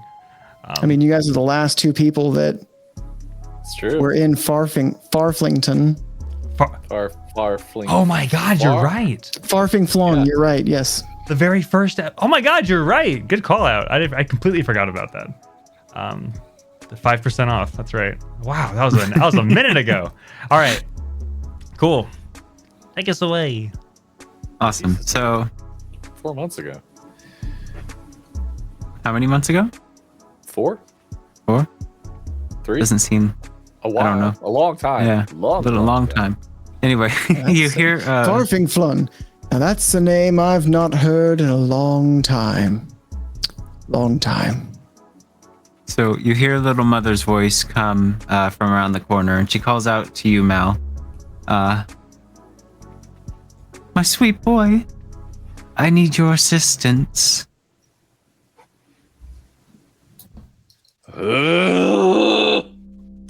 Yeah, Mama, I'm coming. Okay, so you walk around the corner, Mel, and you see Mother at the stables, which you know that they keep some strange animals in, but you don't know exactly where they come from. Some of them are more sentient creatures that can make bargains and deals of their own volition. Others are traded by like nobles or farmers and things. It just depends on, the market for bargains. But currently she is pulling out 2 winged horses, both of which look pretty sickly. Like they have some discharge around their nostrils. Their wings or the feathers on their wings are kind of puffed up, and they look stiff, as if they haven't been used in a while. And their hooves are coated in dirt and mud and grime and maybe dried up blood. It's hard to tell. But you see her pulling them out, and she hands you, is it bridle? Is that what it is? That the bridle's the bit that goes in the mouth. Okay. The reins. The reins. Yeah, she hands you the reins, and she says, "Be a dear and hitch this to the carriage, my sweet boy." Yeah, Mama. He takes it and hooks it up to the carriage. Okay. Make an animal handling check for me as you try to lead the Pegasus to the carriage. That's a natural 1. Natural 1? Yep. Okay. All right, so Getting you take raided by a collie pup. Thank you so much for that raid. Oh, hey. Hey, a collie pup. Raid. Welcome in, folks. Hello again. Welcome. Hello. Welcome. Hello. Cool. So you you take the reins from your mother and you go to. Sorry. No, it's fine. You go to lead the Pegasi to the carriage, and as you pull, one of the horses is being a bit more stubborn than usual, and he doesn't move, and you kind of trip over yourself while leading them away. But you do get them over to the carriage, and you do get them hooked up and tethered to it. And then your mother hands you a riding crop and says, remember, after you've reached your destination, you can give them their end of the bargain. Yeah, I know. I heard you the first time. And what are the rest of you doing? Were you following, or were you just standing out there by the stump? Sephiroth would have followed, I guess. We're heading back around to the front of the house to make our way out of this enchanted woods. Same with Jackie. Okay. All right, so Mother turns to all of you and she says, which bargain will you be completing first?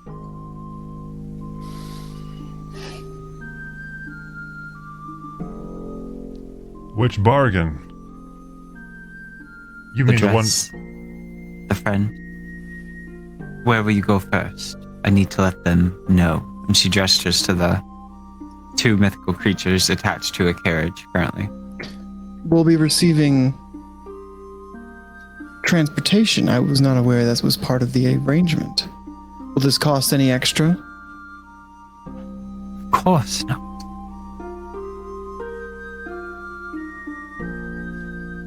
What will it cost us? Nothing at all. It will save you time. Save us time. I'm going to insight check this lady. I don't trust a word that's coming out of her mouth right now. It does benefit her. It does. It may be a self-inclusive deal.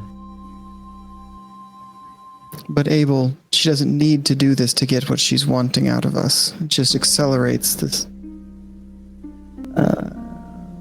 Best insight. I find myself 18. Respecting the paranoia. 18? I mean, as far as hags go, she seems pretty forthcoming with you right now. I mean, everything she has said up to this point has left you feeling a bit betrayed, right? You know how sometimes you're talking to someone and you just get that feeling like, oh, they're lying to me. That's pretty much how the entire conversation has gone with her since you walked through her doors. Like something's off. And this is still this, and I'm still feeling that way, which is how Dylan has felt as well, by the way. Yeah. I mean, yeah, it's pretty consistent across the board. I don't know if I want to accept any favors from Faye. Do you plan to cross the Sea of Swords on your legs in that dress? No, but I could probably find a way to cross that doesn't cost me my fingernails in a month's time. There are no additional charges. You get me what I desire. You bring it here, and we'll help your friend get his memories back, as agreed. My son can vouch for my word, can't you, my sweet boy? Huh? Oh, yeah. Yeah.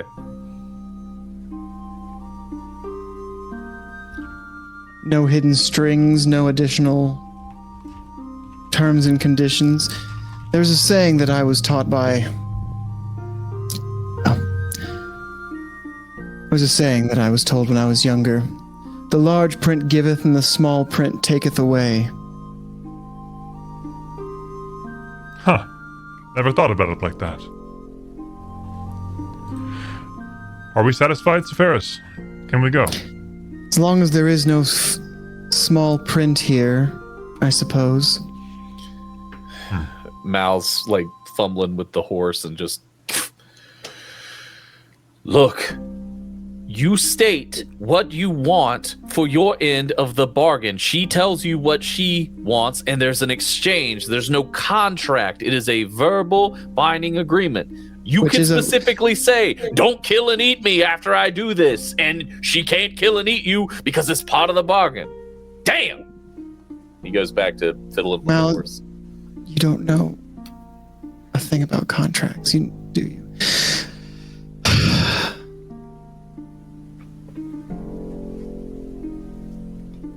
This was not part of the agreement on either side. This is an additional term, and I just wanted to be sure that this additional term did not come with additional strings.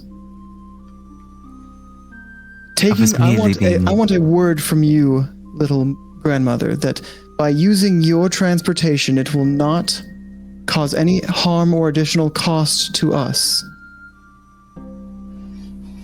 We are giving nothing in return for this transportation to retrieve your items. Of course not. This will take you as far as the Moonshay Isles, and then from there you'll have to find your own way. Thank you for... These creatures have bargains of their own that they must fulfill. Thank you for your generosity. So, while that conversation was going down, Jackie's sitting there staring at the horses and noticing the wings. Fun fact, Jackie has a fear of heights. So she kind of looks and, like, without looking away from the horses, she asks, these creatures won't be flying us over there, will they? Who are you asking? Unfortunately, yeah. Just open air question. I didn't hear what you said, Mick. Mal said, unfortunately, yeah. This is our transportation. She, like, gives a very loud, long sigh, like, all righty then, like, gritting her teeth, like, this is the only way. What's the matter? You scared? Not of the horses, no. You don't worry about it. I'll be fine. You scared of heights? I said do not worry about it. I'm not too fond of heights myself, Jackie. It's okay. We'll be all right. Mal stares at Jackie for a second. Here. He takes off his hat, hands it to her. Put that over your eyes. It'll be over before you realize it. Can I assume that this hat is, like, dirty and gritty? No, actually, it's kind of it's decently nice considering. Okay. Thank you, Mal. That was surprisingly kind of you. Yeah. Don't fuck up my hat. I want that back when we get where we're going. Right. She kind of puts it on, and, like, her ears, like, flop down under the hat. So where are we going first? Sounds like the Moonshay Isles. Moonshay Isles it is. And Abel gets in, hops on. Okay, so where's everybody riding? So there's two or three seats up front, depending on the size of people. So if Abel's up front, probably only one other person. He's up front. Okay. And then Mal, are you gonna drive? Yeah, he'll drive. Okay. So Mal and Abel up front. Hagen, Jackie, Sepharis, you all get into the back. And inside, it's like I said, it's decently nice. It's just a little bit run down. There's still, like, red upholstered cushions against two long benches that go on either side of the carriage. Just a little bit run down, but it does look decently nice. It doesn't look suspect at all for you, Sepharis, being so untrusting. But yeah, if you guys want to go ahead. Yeah, we'll abscond. Yeah.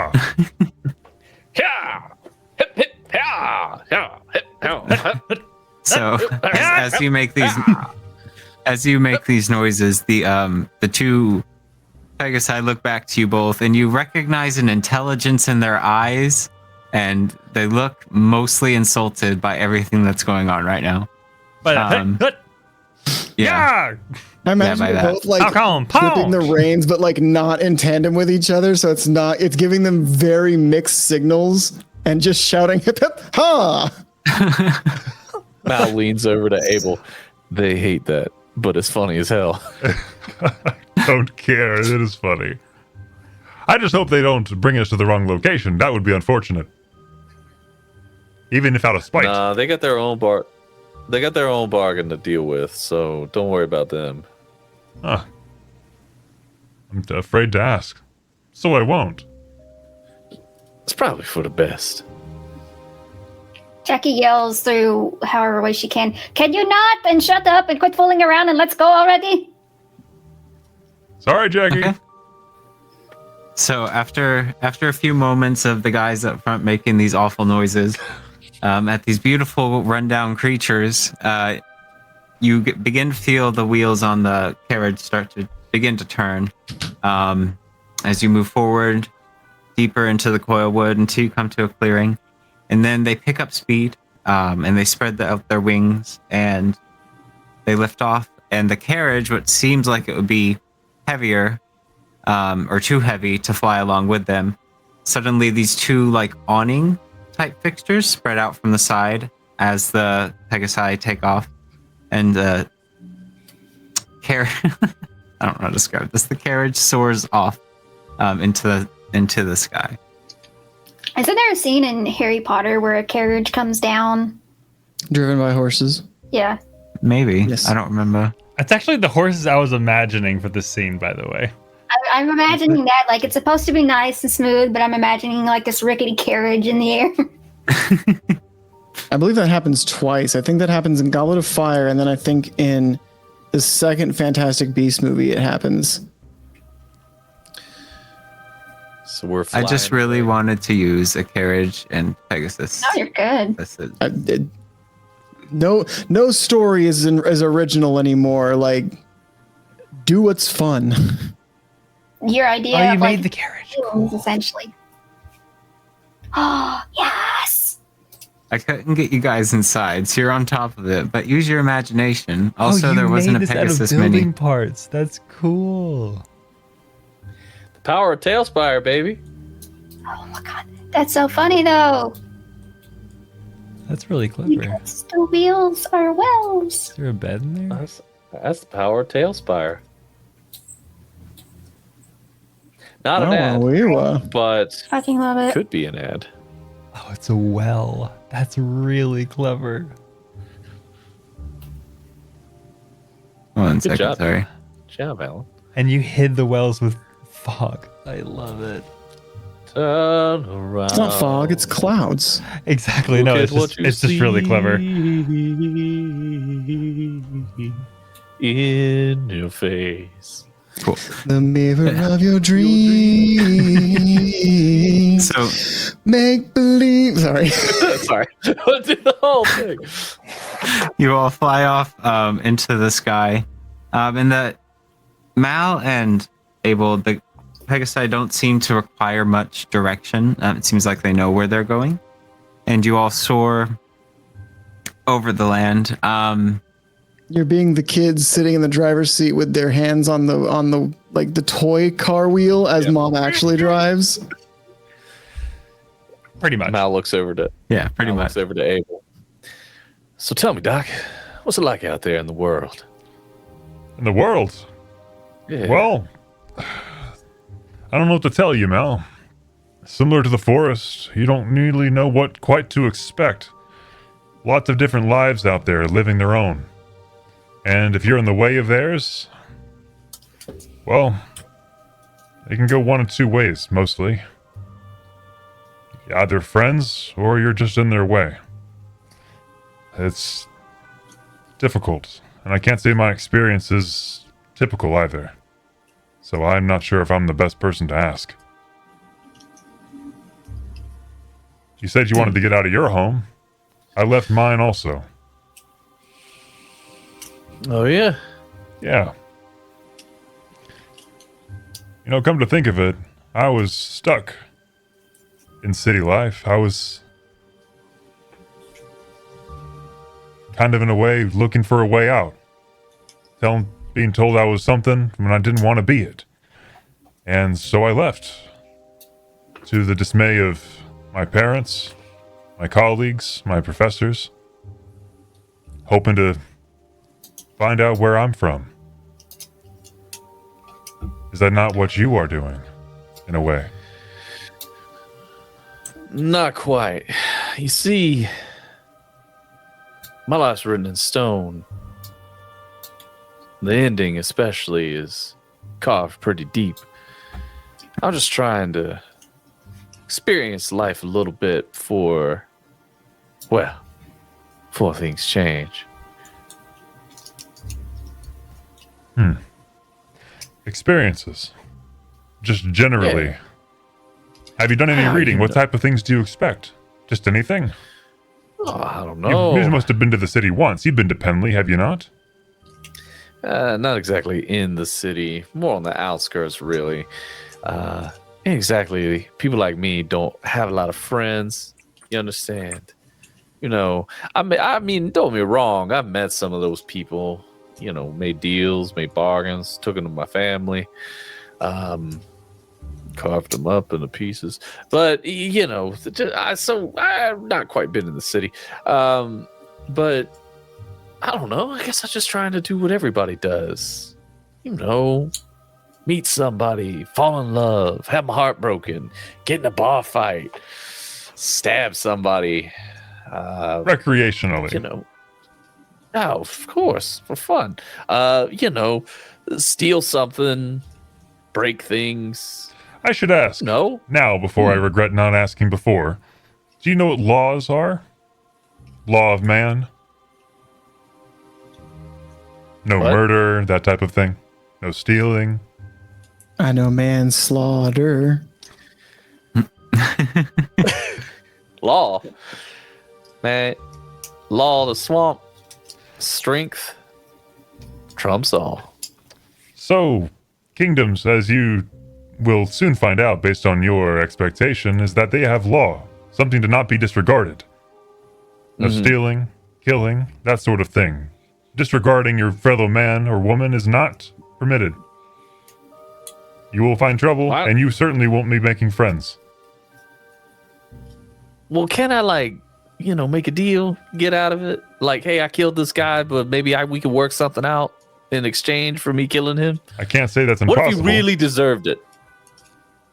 I can't say that's impossible, and perhaps bounty work would be up your alley, where killing and stealing is permitted under law, and under very specific conditions. Huh. How does your society operate?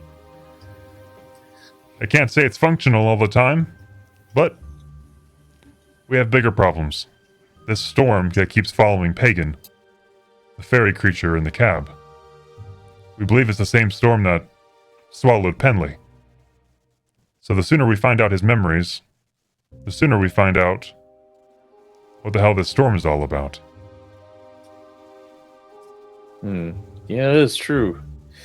So, tell me, how'd a respectable doctor end up with a magical half-elven woman, a pious Harangon, and an amnesiac fairy?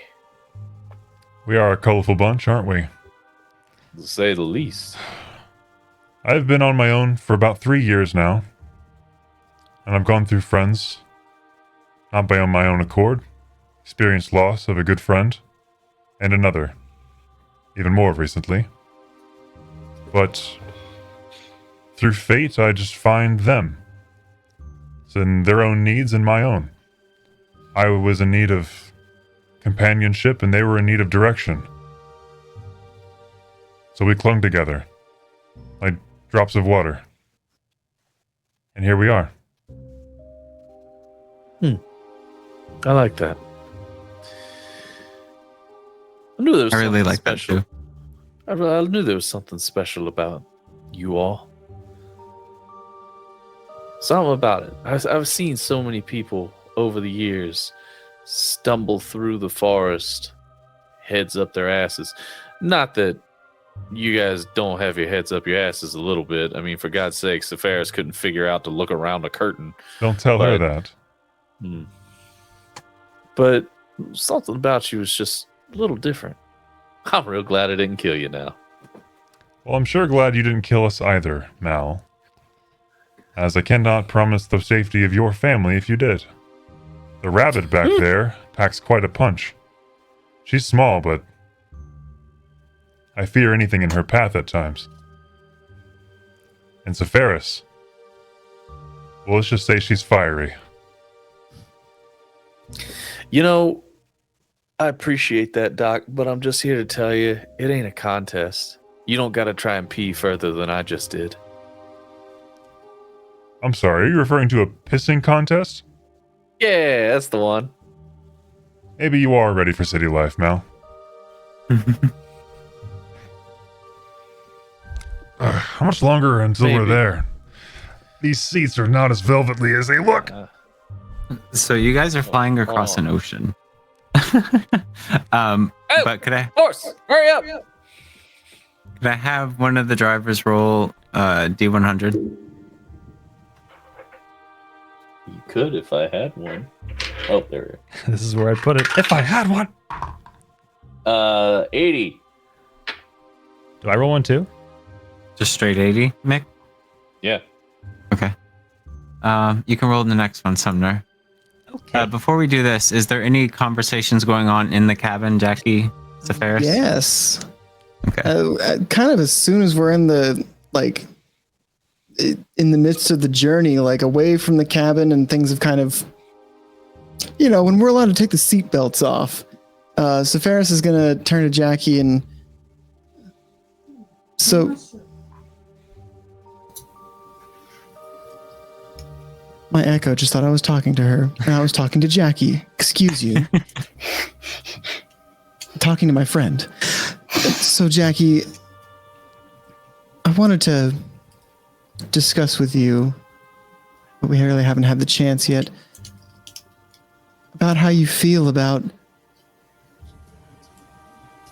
to put it frankly, your new powers. You were not a fan of magic when we met. And now you're conversing with the birds, literally. Well, that is a very good observation, Sepharis. And she's kind of like, she did like what Mal said, and is kind of like trying not to look out the windows at the fact that they're over the ocean, but she's trying to look up enough that Sepharis knows that she's talking to her, trying to be as respectful as she can. Mm-hmm. That is a very good observation. Sepharis moves to kind of the center seat so that Jackie's looking at Sepharis. She's as far away from looking out either window as possible. Like I explained when we were in that dungeon, I wasn't always this Herringon. I don't know what I was, but I know I was something else. And when I woke up from whatever was happening to me, I knew that there was magic involved. And in these parts, from where I've traveled, Herringon are not quite normal, you could say. So I didn't quite make friends or gain respect from people. And so the fact that magic turned me into this creature that no one would love, I grew a disdain for it. I grew to hate what made me this. But after dying, and there were entities that talked to me, and I discovered that there was a lot more to life than the way that I lived it, and they opened my eyes to new beginnings, I guess we could say. And so these abilities that they granted me along with this new life, I have found that I appreciate them in a way. So, anything that I might have thought or said about you and your magic abilities prior, I would like to apologize for that. No apology needed. I was more curious as, I mean, you've told me before you didn't trust magic because it made you what you are, and your distrustful is not even close. You had a disdain, a hatred, a loathing of magic, and now you're magical yourself. Do you not still feel some animosity towards magic? I guess you could say that I have an animosity towards some magic. I guess the way that you can look at my life is magic made me what I am prior to my death, but then magic made me what I am after my death. So, I may not trust all magic, but when it is shown that it can do good, then I will appreciate it. Do you like what magic has made you after what happened to you? I believe that I do. The spirits and entities that resurrected me told me about the good things in life and how I need to fight against these things that I was and what I was created, and so I have new adventures that await me, and I wish to leave my old ones behind. Well, for what it's worth, I like you, Jackie. And I've only known you since you were changed by magic, so if it's worth anything, I think you're a wonderful person. Thank you, Severus. I appreciate that. I like you too. Thank you. This is a really wholesome carriage ride. A really wholesome what? Carriage ride. Oh, carriage ride. Nice. You got Abel and Mal bonding. You got Sepharis and Jackie bonding. It's good stuff. Love to see it. Jackie will get her sister again, essentially, in this campaign. If not already. Well, a little different. Sepharis is... Although Jackie's not needing as much, like, protection and guidance anymore. Jackie's... No. Matured. Okay. All right. So, Mick, with your roll, you guys fly along for quite a while. And just so you know, you're not so far up that you're like above the cloud line. That's just how I could get it represented in Tailspire. You do see like foliage and everything underneath you. You see mountains, and you see cities in the distance, and you see roads and everything before you get to the ocean and start your crossing to the Isles of Moonshay. But as you're flying, you see what looks to be like some kind of dust devil on the path below you. And it is chasing after a caravan, a group of wagons in a line, and they seem to be hurrying along their way. If there's anything you want to do, or if you're just gonna let it pass by and keep going, is up to you. Do you see that, Mel? Yeah, thought I saw that. Looks like they need our help. We should go down. Well, what do you mean they need our help? I think they can handle themselves. Abel turns around and pats the back of the carriage. Sepharis, Jackie, look out the window. Yeah. Look down. If you don't want to look, Jackie, I can tell you what I see.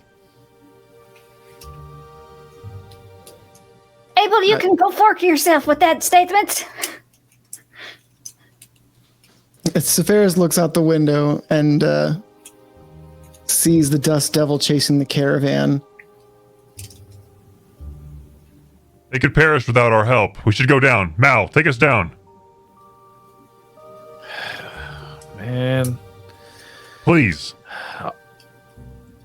You wanted to travel with us, Mal. This is what it entails. Welcome to real life. Real life sucks. All right, you horses, let's go down and check this out. You're a Don't fast worry, learner. it won't affect your bargain. I muted myself. So the Pegasi, they veer down a little bit and make your way towards the caravan that is fleeing the Dust Devils. Go ahead and make an animal handling check, Mal, as you try to steer them down suddenly.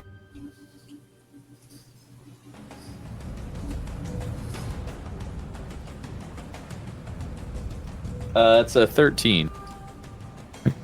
Okay. It's a bit of a sudden and it's a jerky landing for those who don't enjoy the prospect of being in the air, Jackie, and able to, because I think he said he didn't like it. So the wagon comes careening down onto the road behind the caravan fleeing these Dust Devils. And it like bump, and kind of drags off to the side as the Pegasus try to stop. But you do land safely, and coming behind you about 30 feet away, it looks like a group of 3 large elemental type creatures. Swirling dust that seems to be animated and chasing. But are we going to go into combat? You want to go there? Yeah, so first will hop out of the carriage to try and, at the very least, buy time for this caravan to get away. Okay, so go ahead and roll initiative, guys.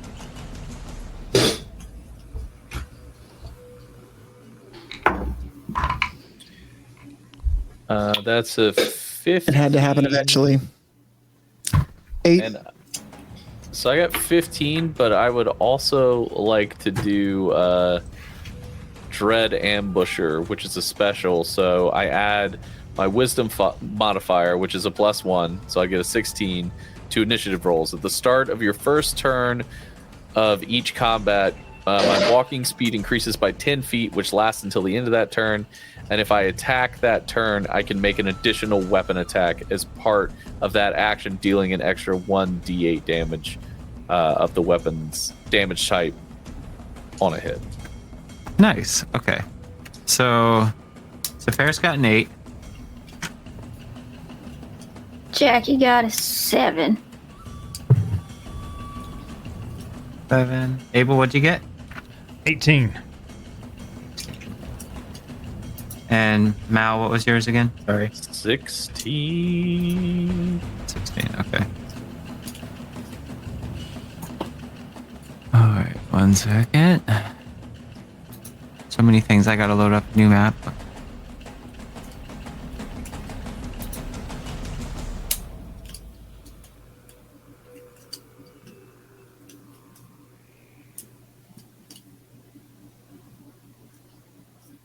And also, the Team Nix thing. Has Nolan explained what that is? No. No, I think he's working on that right now. Actually, I just messaged him to ask him what it is. Actually, I wish I had a better answer for you. He's got a. Well, I won't say anything until Nolan's ready. I think I know what it is, but I don't want to misspeak. So But even then, I don't have details at all. He's shown it to me, but I don't want to say anything if he's not ready for it to be known. It's a mystery thing. What is Team Nix? What is Team Ember? Like, what is this, Nolan? Explain yourself. Explain yourself to Ember? everyone Oh, right now. okay. Alan? This was last week's show. Okay. Nick, you will remember her name. Thank you, Dylan. You're welcome. No. What? Ember from Danny Phantom? Yeah, Ember. You will remember. Remember my Never watched the show. So as you guys Party in the Discord. No, I'm kidding. Holds up really well, we'll say. So what, Alan? as you guys land on the ground, where would everyone drop off in relation to the wagon? Like, how would you position yourselves at the start?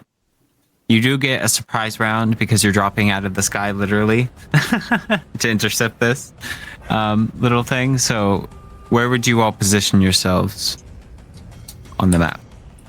So I still just see I see waiting on GM, and I see the carriage. So Well, you know, it would help if I did the things. 1 second. Abel would stay on the wherever seat. summon players to this board is in Tailspire. I rely on it, but I always forget where it actually is located. It is in the boards menu, or no, the players menu. All right. Oh, cool. All right, and the carriages, I'm guessing, would be behind us. Yeah, but just behind you. I wasn't gonna move it over too. Yeah, this is good. So, I'd say as we're landing, would kind of step out of the carriage, maybe 10 feet before it hits the ground, and flames kind of jettison from her feet in a tight cone. Alan, I don't mechanically it doesn't reduce fall damage, but that's what she's doing. She's casting a spell to make her feet ignite in flames, and she moves faster. Okay. Well, what would the rest of you like to do on your surprise round?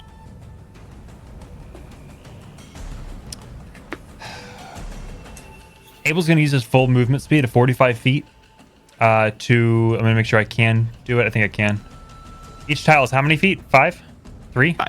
It's 5. Okay, so 35, 36. Yeah, that's definitely all of mine. I'm going to go up to the first elemental and attack it with my fists, since that's my only magical weapon, and I don't trust my quarterstaff to actually register with this. He's going to attack twice and use this bonus action key point to flurry of blows.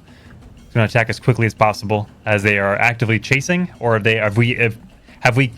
I guess it's still the surprise round. We don't know. Can I just roll to attack? Yeah, go ahead. Cool. Natural 20 on the first one. Yeah. Miss on the second one. Psych. All right, so that's going to be double damage. Don't you get a third attack because you're, or have you not gotten to that point with Monk yet, where you get 2 haven't attacks? gotten that yet. Nope. Gotcha. So double damage. So it's going to be. So it's damn it. All right. So 6 plus. So 10 bludgeoning is my crit. That is magical. I'm going to use my key point to attack again. 7. No, that's 19 to hit. 19 does hit. And another 19. So it does hit. Okay. Okay, 7 for. And that's another 11 bludgeoning damage for both hits. So 21 total? Yes, sir. All right. Cool. All right. So Abel hops off the wagon and sprints forward almost as fast as the wind itself that is coming the other way, and leans into it with his fists, seemingly doing some damage. Next will be Pagan.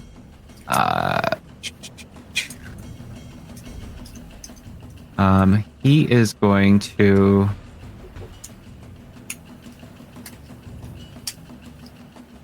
He's going to reach out to you, Jackie. Pull this up here.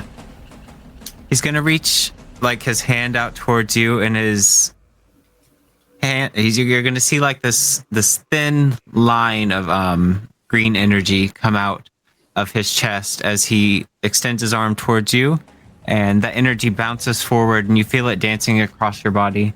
And as it does, you feel as if you can move more quickly. And that's going to be Pagan's turn, but you are hasted. Cool. So Jack's gonna look over at Pagan, like, after getting that, and just kind of like nod and like a thank you. All right, and that brings us to Mao. What are you doing? That's a great question. What am I doing? I want to... Let's see. How far away? I am. So what? Each square is 5 feet, right? It's 1, 2.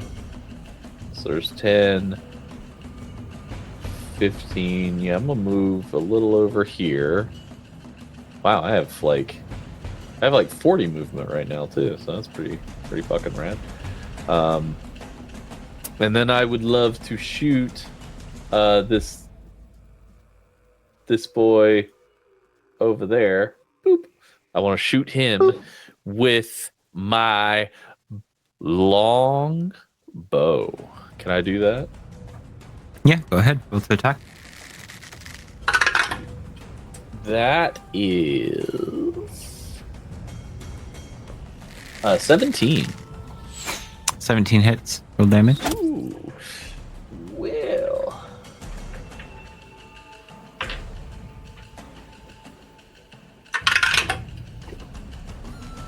Ooh. That's 11 damage with the old Bizzo. Okay, 1 second. Is your attack, is it magical? No. Okay. Should it be? All right. And then I will shoot it again with another arrow. I'll fucking do it again. Do it again. That's a 25. All right, that hits. Yep. And then that is a 6. 6. All right. So you let loose 2 arrows, Mal, and they make their way into this vortex of dust and debris. Seems like it does something, but probably not as much as it would on like your typical prey within the swamps. You son of a bitch. Whose turn's next after mine? Sepharis. I would like to give Sepharis Bardic Inspiration. Ooh. How do you do that? How do you inspire me? How do I inspire you? Mal, surprisingly out of this gruff, Mal sarcastic looks over at southern voice Sepharis opera. and he points at you. He lets a little swamp tune out. We belong together with suspicious minds. There you go. A little Elvis Presley for you. Or Malvis Presley, as it were. Sepharis is going to, still having, she's kind of hovering in the air a little bit from these jets of flame from her feet. And she's going to actually move 50 feet, so 5, 10, 15, sorry, Abel, 20, 25, 30, 35, 40. She's going to move over here. And all 3 of these Dust Devils and Abel are going to take some fire damage. No save, no rolls, just you take a d6 of fire damage. So they're going to take d6 of fire damage. How much? 3. 3, okay. As I kind of blaze past you, the flames kind of have a bit of an explosion to propel me through this as I'm kind of speeding through. Gotcha. And then I'm going to how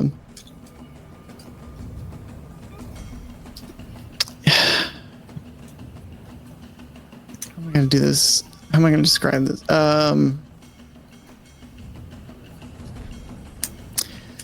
So as I turn around, I reach a hand out and kind of pull the embers and the flames from my path that I just blazed through this group. And as I pull the flames into my hand, I pull more heat and continue to pull more heat. And I'm going to do my cone of freezing ice in front of me. So all 3 of the Dust Devils, but not Abel, will be have to make a Constitution saving throw.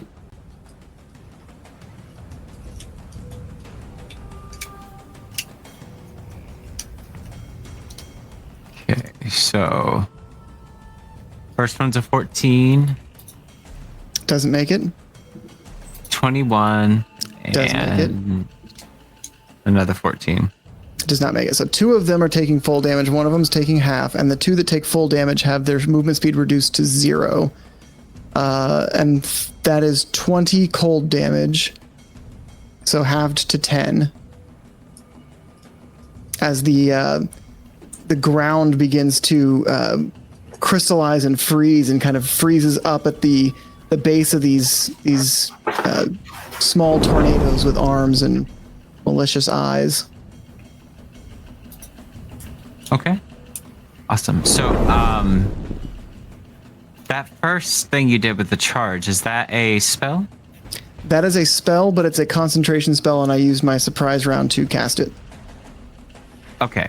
And then it increases my movement speed by 20, and if I can move within through creatures without provoking attacks of opportunity, and if I move within 5 feet of a creature or an object that isn't being worn or carried, it takes 1d6 fire damage from my trail of heat. And a creature or object can only take damage from this once per turn. Okay. All right, sounds good. So, Jackie, that brings us to you. What would you like to do? So Jackie, as this thing lands, because she's not holding on to anything, is going to essentially fumble out of the carriage. And she'll regain her footing and everything.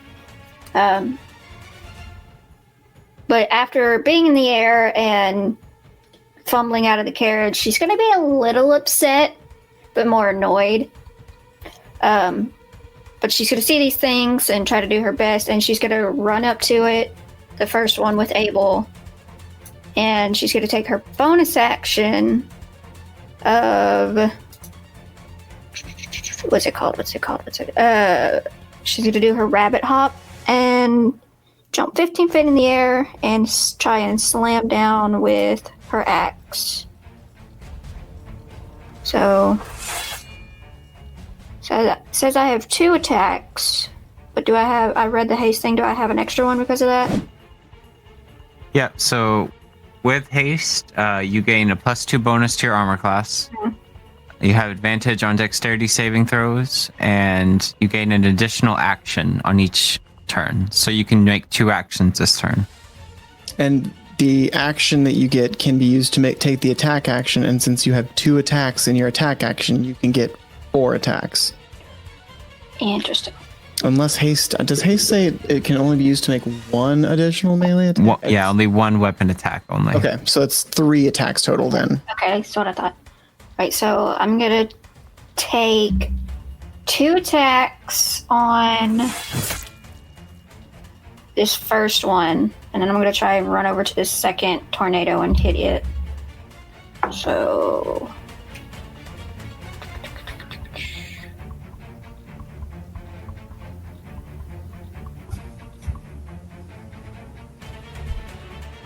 My brain just shut off. Holy cow.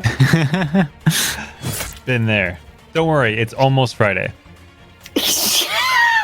That's my joke at work. It always kills. Yep. 9 to hit. Jesus. 9 misses. I'm sorry. So second attack. Who gave the deadly bunny? 15? 15 hits. Nice. Oh, nice. So 1d12 plus 2 is my d12. Yeah, fuck it.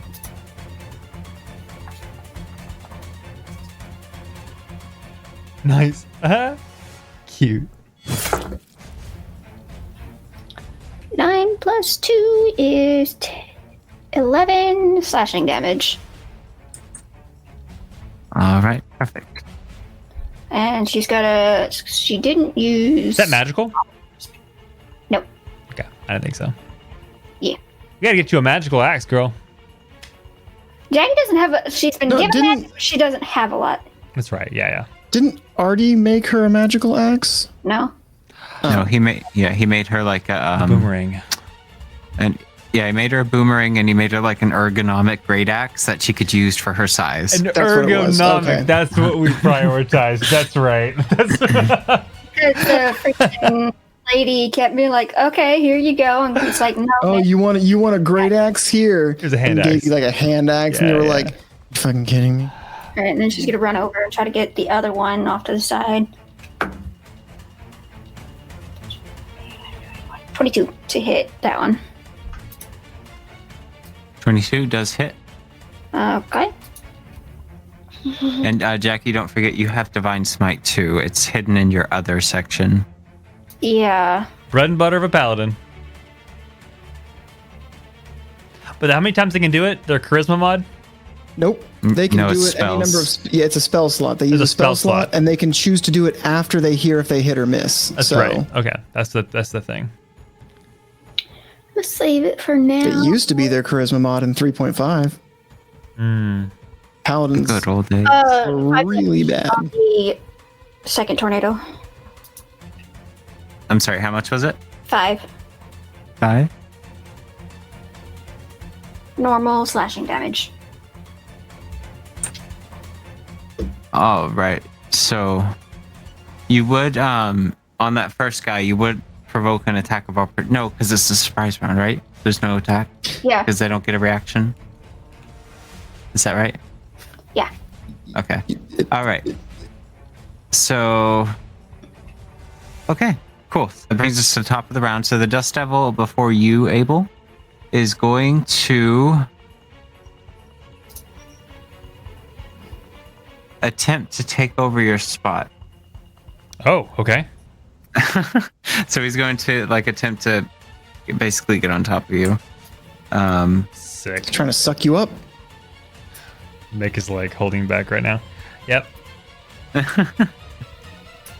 Alright, so he is occupying your space. So the debris and the dust, it all starts swirling around you. And as he makes his way around, he's going to use his whirlwind ability. So make a strength saving throw for me. That's a thing he should be good at.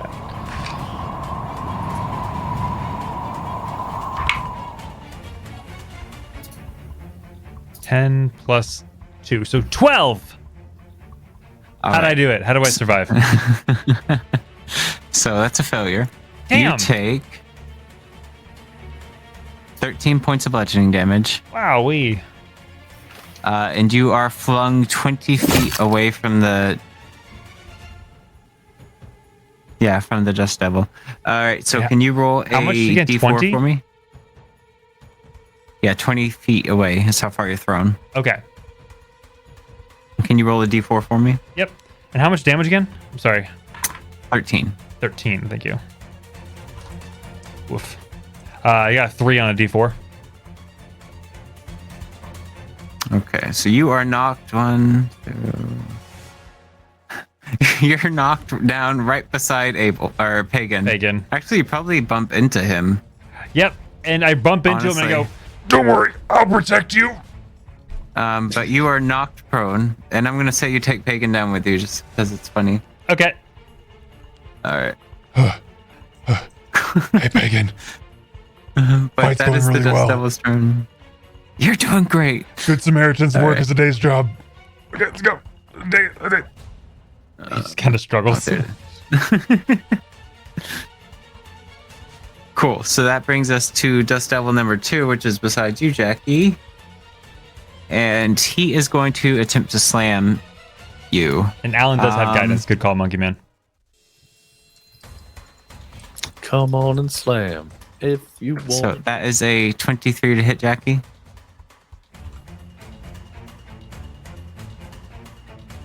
That hits. Okay.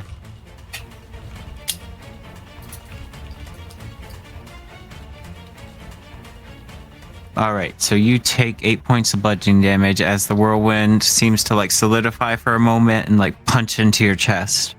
As you come down with your great axe, it uppercuts into you. All right. So that brings us to Pagan again. He is going to stand up from his encounter with Abel. He's going to move forward. And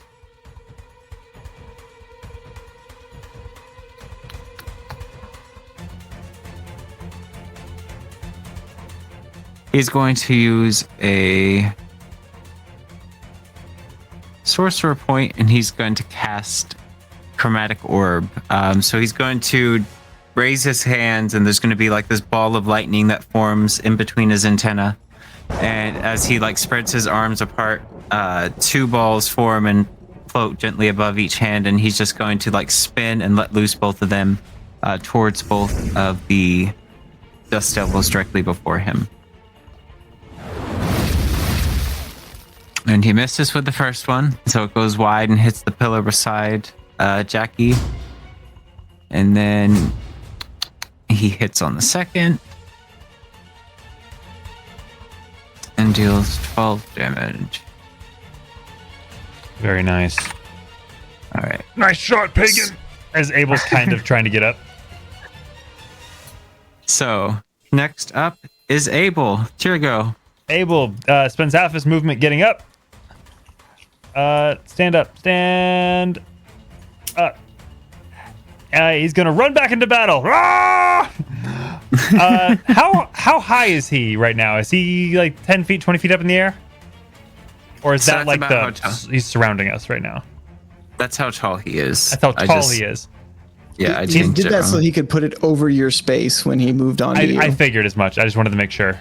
Oh, so he big boy. He big. Yeah, yeah, these are huge creatures. I am going to punch it. Like a real tornado in Texas, I'm going to punch it. Let's do it.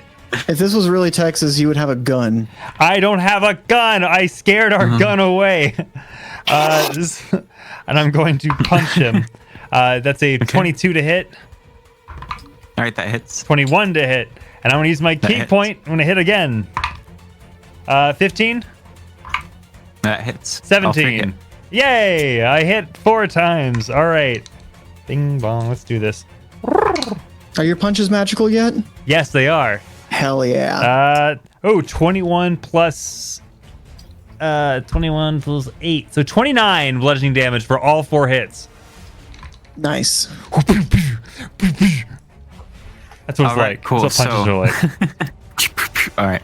So you wail into this spirit elemental thing that just threw you across the plateau here. And then it just burst out into dust scattered across the wind. It is dead. He looks back to Pagan. I got you. He smiles at you. All right. So that brings us to Dust Devil number 3. And since you are closest, Sephiris. Wait, no, this one failed, so it's movement speed 0, yeah? The 2 that failed, their movement speeds are 0. Interesting. They can use an action to try and break themselves out. Okay, what does he do for that? It's just using your action. Let me double check that, but I believe it's just it uses your action for the round. Ice is hindering them for 1 minute, or until it or another creature within reach of it uses an action to break away the ice. So yeah, they just use their action to regain their movement speed. Okay, so he's going to do that. You see the ice crystals that are forming along its semi-incorporeal form, and it's going to swirl a bit faster and break free of the ice binding it, and it's going to...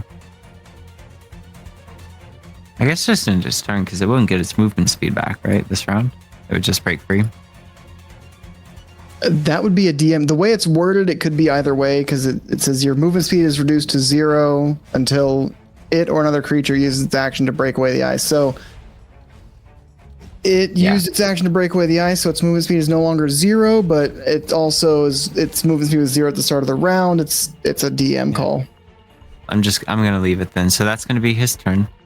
That brings us to Mal. What would you like to do? How's this dust devil looking? So number 2, the one nearest the little rabbit friend that you've made, she looks pretty rough. Or that, I mean, as far as dust clouds can go. It looks pretty rough. The other one looks still pretty much together. Okay. So the one near my sweet 4-pound, 8-ounce fuzzy bunny friend, I'm going to cast Rope Trick. Rope Trick. The third level. So I touch a length of rope that's up to 60 feet long. One end of the rope then rises into the air until the whole rope hangs perpendicular to the ground.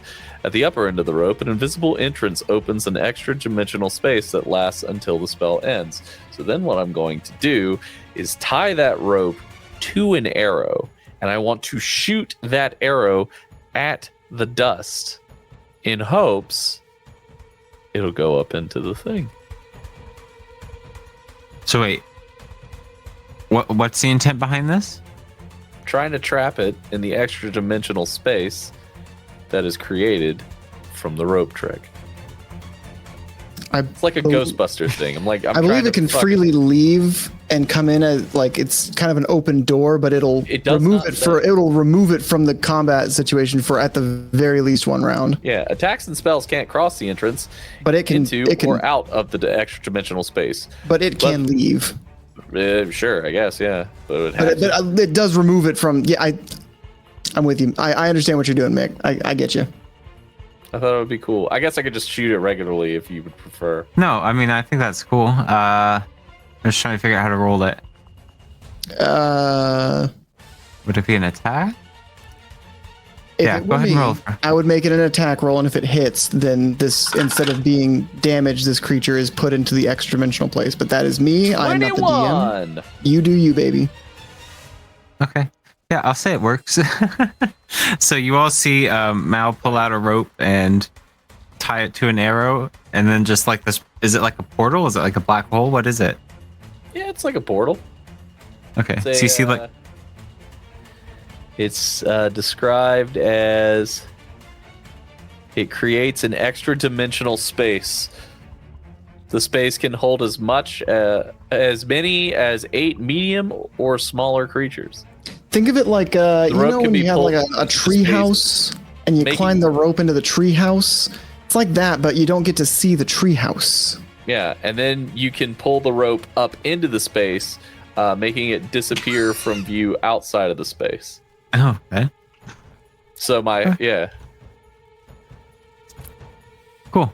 All right, so all right, you all see. You okay? Something you want to share with the class?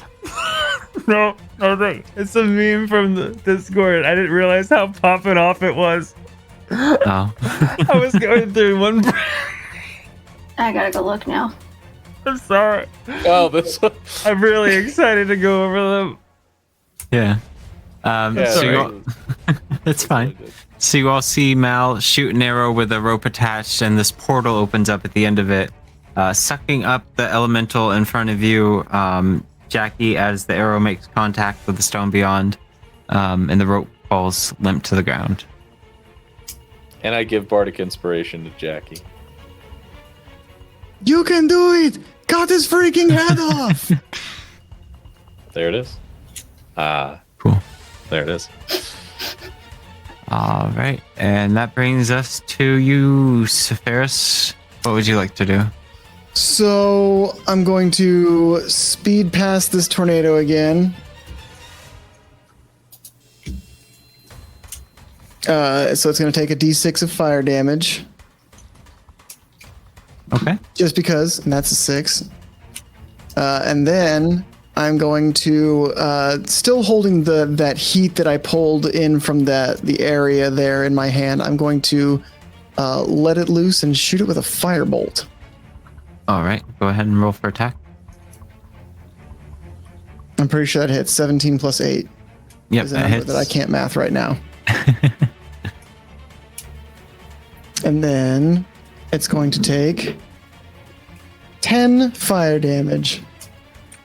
So 16 total fire damage. Perfect.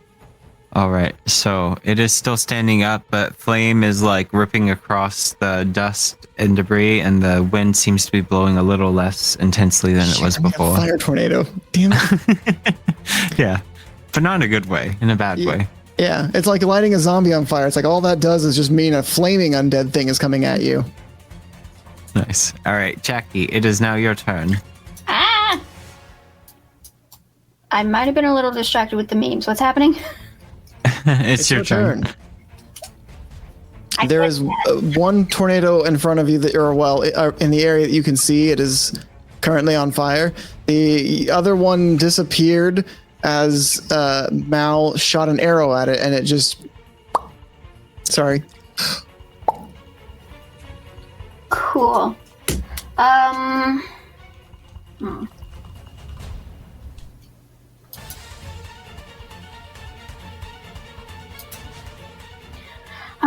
just gonna take a normal action and just do 2 attacks on this other remaining tornado that's here.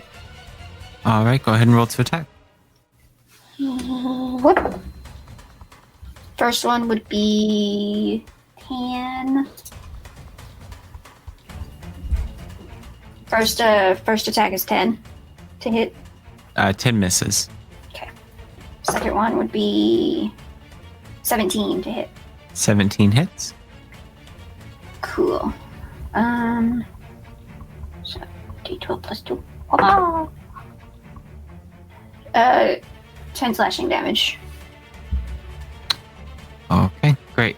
So Jackie, as you swing out towards the dust devil that Sephiroth just set on fire, you sweep down, and the wind, the momentum and the force from the swing of your axe causes the wind to separate a bit, and then it just disperses and the dust settles down beside you. All right, but you guys did it. Kind of. There's still one in the rope. That's where we just go inside the rope and beat its ass.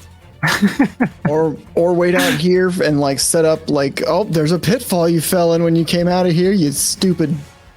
But that sounds like something we could do next week. Next time, yeah. Next time. I just saw the newest meme. Dude, I am so excited. Is this a good place to stop? Yeah, we're good. I did just say we can do that next week. I just wanted to make sure. Or as Sephiroth would say, I just wanted to make sure.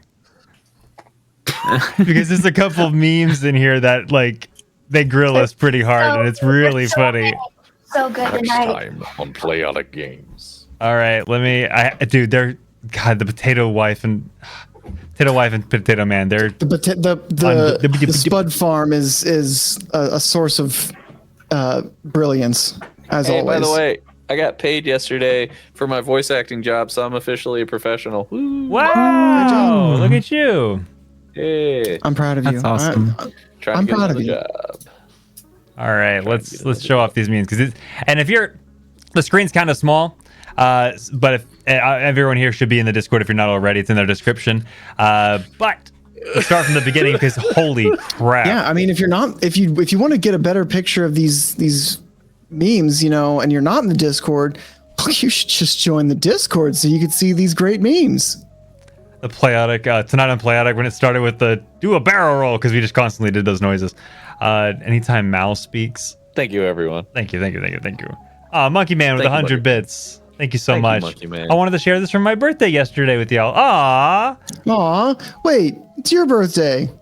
Yeah. What can we give you for your birthday? Monkey Man. Well, we are going to be giving away a copy of Tailspire. That's which you right. Very well may win. We have 15 entries so far. And we will pull that in just a moment.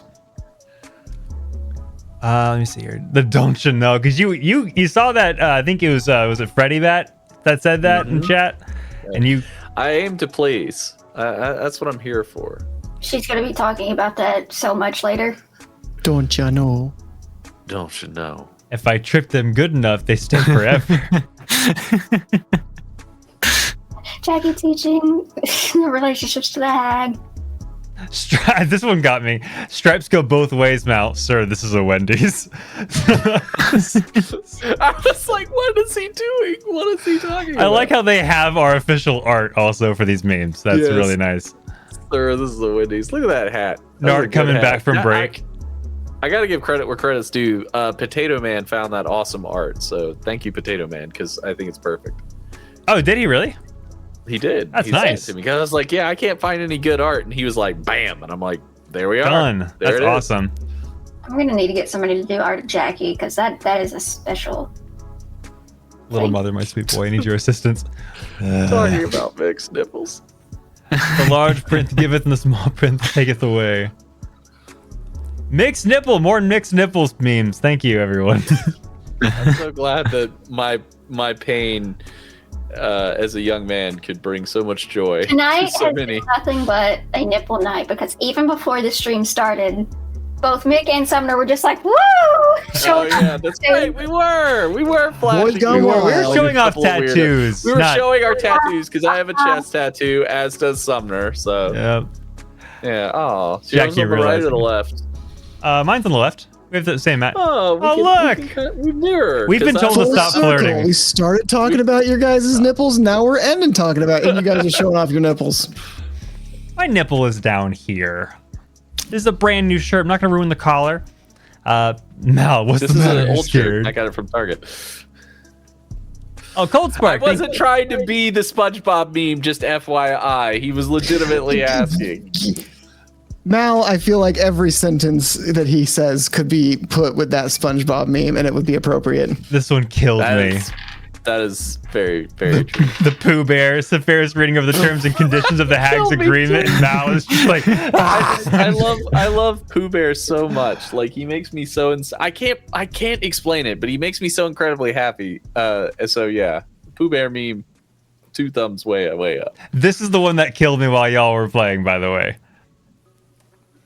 When the Hexblood gives you a surprisingly clean hat for, checks notes, your fear of heights. Because She can pull it down. I didn't know if it was going to be acknowledged, but like, why would that help? But I just thought it was cute, but also like, what? Well, yeah, because if you're scared, if you're scared of heights, it means you don't want to sleep down, so you just pull the hat down. You can't see because she's little and it's a bigger hat. I just love the checks notes. Like, this can't be right. Great, I What was love your it. favorite episode of Playotic? I like when they talked about Nick's nipple for a long time. I like the one where they talk about mixed nipple for a long Was time. it that long? It was a minute. I'm and sorry. It was quite. So you were I'm very sorry. intrigued. I'm very that sorry. That probably would have been. That probably would have been a podcast topic. Now that I think about it. Oh yeah, or kind of. Actually, you would have talked for 20 minutes about it if it was. Yeah, that's very true. Dylan gets the reference. I'm so happy. Thanks, Panda. Society, but how does it work? Yeah, that was a funny question. Like, does it? Does it work? That was my favorite part, by the way. Since we're on the topic, that conversation with Mal, I thought that was just a fluid conversation. I wanted to see the more human side of Mal, and I feel like Abel's explained where he's come from so many times at this point because there's constantly new people in the party. But it's interesting Almost watching that always story played by kind of Nick. change. What? Almost always played by me. Always played by you. Now I'm glad I kind of didn't kill y'all. Jazz music stops. What about you, Mookie? I liked the entire carriage ride in general, like Mal and Abel's conversation, and then Ferris and Jackie conversation, like both of that combined. I like the bonding moments of these games. Mm-hmm. I completely Because agree. when I was in Dylan's campaign, there was Jackie and another player, and our characters basically were like, Jackie was like, "You are now my sister. You have no choice," essentially. And I'm kind of getting that with Safaris a little bit. Like, I'm not trying to push it to be that, but that's what I'm kind of getting in a sense. It's a different relationship than the one you had in my campaign, but it's similar. It's a bonding thing, and it's you said I'm getting that sister. I'm like, well, it's a little different. It's not quite the same, but it's similar. This time around, Jackie isn't just like, "I'm protecting you. You have no choice." It's like, all right, we'll see where this goes. Mm-hmm. Seeing Pagan with little sister. So cool. I Best didn't realize meme it is was a the final bird. one because it's art. I can't. Oh god, it's too much. The Abel, don't worry, I'll protect you. Also, Abel, just stumbling down the hill, getting his ass handed to him. Also, I don't know if y'all noticed, but I brought back all of the damage effects and damage sound effects and the visuals, Yes, which was awesome. And it was really awesome. Thank you. And all the health bars are finally relinked back to my stream deck, so I'm able to change health bars now. For a long time, they were static, always full, no matter what was happening. But I now have them at my fingertips. It's like right now, like we'll get Dylan here. Dylan, we'll put you at 61%, maybe 45, maybe 28, 12%, and we'll put you back at 100. No, we're gonna hurt you actually. So I have lost 1/25 of my health. Yeah, you're pretty good. Because of little sister. Lost a little bit of health. You did too, Jackie? Yeah, I got Your character isn't in the campaign in D&D. I can't watch your. Let me see here. I think you're at 94% ish. You're doing pretty well. Yeah, you got hit. You didn't get hit hard. Yeah. It's so sad that Jackie's in the Steve campaign. Jobs died Is she? of Ligma. The old one? Jackie of the Everlasting. The Everlasting. The new one. Oh, the old Paladin. Jackie's in there. Yeah, that's right. Yeah, that one's dead. Yeah, because I went to that one to check her health so I can update her thing on screen, and it was like, she's rolling her death saving throws, and she failed. I'm like, oh. I was like, did I miss something? But did I miss Jackie going down and doing death saving throws? Am I that ADHD? But yeah. Yes. The answer may surprise you. The answer may or may not surprise you. Mick tonight I on love that one Playotic. because it looks so much like my dog. It looks so much like Hopper. It kills me. Oh yeah. This is the best one. This final meme is a fucking work of art. That was my favorite part, is that I got to make so many stupid D's nuts jokes that nobody threw me out of the stream. Relentless. I love it. It's because they're so stupid. Like, I don't actually think they're funny, but they're just so dumb. And I appreciate you guys letting me make them. But my actual favorite part was the carriage ride and the bonding moments between both Jackie and Sepharis. I don't want to say that Mal and Abel bonded, because I don't quite think that's an accurate way to describe what happened. But there was a moment, a shared There was an opening up. moment. Mal like removed the curtains to know his what house that and looked outside. You shared a moment. That, my friend, is a shared moment. If you know what movie that's from, we can be very good friends. Let me see. Tries not to show young age. Young age. How old are you, Nuki? 24? 23? I'll be 26 this year. 26. I always assume much younger because I was like, it's young. That's how old Alan That's is. not that old. Alan, are you 26 too? No, I'm 28. You're 28. Okay, yeah. I know. Shit. Yeah, I was saying Everyone in your 20s is just a kid, isn't it? Aren't they, Mal? I mean, wow, Mick, Jesus. I mean, wow, I can't believe I just did that. But yeah, honestly, no. But I'm not a dickhead, so I'm not like lording my age. oh, I'm just over giving you people. shit. I'm just kidding, my friend. Oh, okay. You're not. I'm not a dickhead. You're not that old. Well, we've only called you boomer a couple times. I mean, I am a boomer. Look at his hair; it's gray. Nick, I made a meme of you wearing the Foxy Grandpa shirt because you keep calling yourself a grandpa, and so I was like, "You're a Foxy Grandpa," and you got the hat to prove it. I'm gotta. God damn it! I'm older than Potato. I'm older. I think I'm older than everybody. 35. Not everybody. Who should we rate? What do we rate? What are we rating? What are we saying? Are you gonna pick the winner, my friend? Oh my God! How did I forget? Thank you so much. Yeah, so pulling the letter. Okay, so this last chance to exclamation point Playotic for the Tailspire code, which we will send to you tonight. Let's see here. Hell yeah! All right, we got 15 entries right now. We're gonna pull That's it. a lot of freaking entries, man. 5, 4, 3, 2, 1. Red Panda Cola. Hey, nice man. All right, we will send you that code tonight. Congratulations, buddy. Yeah, congrats, buddy boy. That's awesome. That's awesome. I wonder if you'd be able to use it for your Power Rangers game that you're eventually going to run. Ooh, that'd be interesting. That's a great well, question. with the beauty of the Hero Forge integration and the freedom of creation, I can't imagine why it wouldn't be able to be used in his Power Rangers game that he's streaming. No, he's going to be he's supposed to DM one at some point. All right. What are we seeing for the raid tonight? Let's see. Always read your terms and conditions. Wait, I like that. What was the special thing? Dylan That... Smolders Eternal. There you go. Because that's after committing to the bid all night. I feel like that's fair. Honestly, that is absolutely a good point. Just because he committed to the bit the entire evening. Can it just be like And then just he added Dylan's makeup. cheekbones? We can acknowledge them. Yes. Yeah, you can alter it however you want. I want to acknowledge, Alan. Did you get a haircut? Because your hair looks fantastic. It does look good. It looks really good. I got it cut You look solid. yesterday. It looks really nice. You Should we look great. should we be raid the Raven armed or total party chill? Ooh, I'm stuck. Both awesome channels. Let's. I feel like we haven't done Raven Armed in a while. Yeah, that's what I was gonna say. Raven Armed it is. Actually, I think it's been. I think both, but we'll do Raven Armed.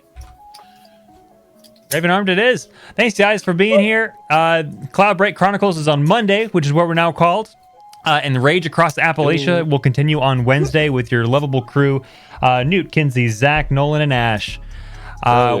We love you guys. Thank you so much for being here. Congrats to Red Panda Cola for winning the copy of Tailspire. And we will see you next week. Good night, everyone. Bye. Bye-bye. Beautiful time.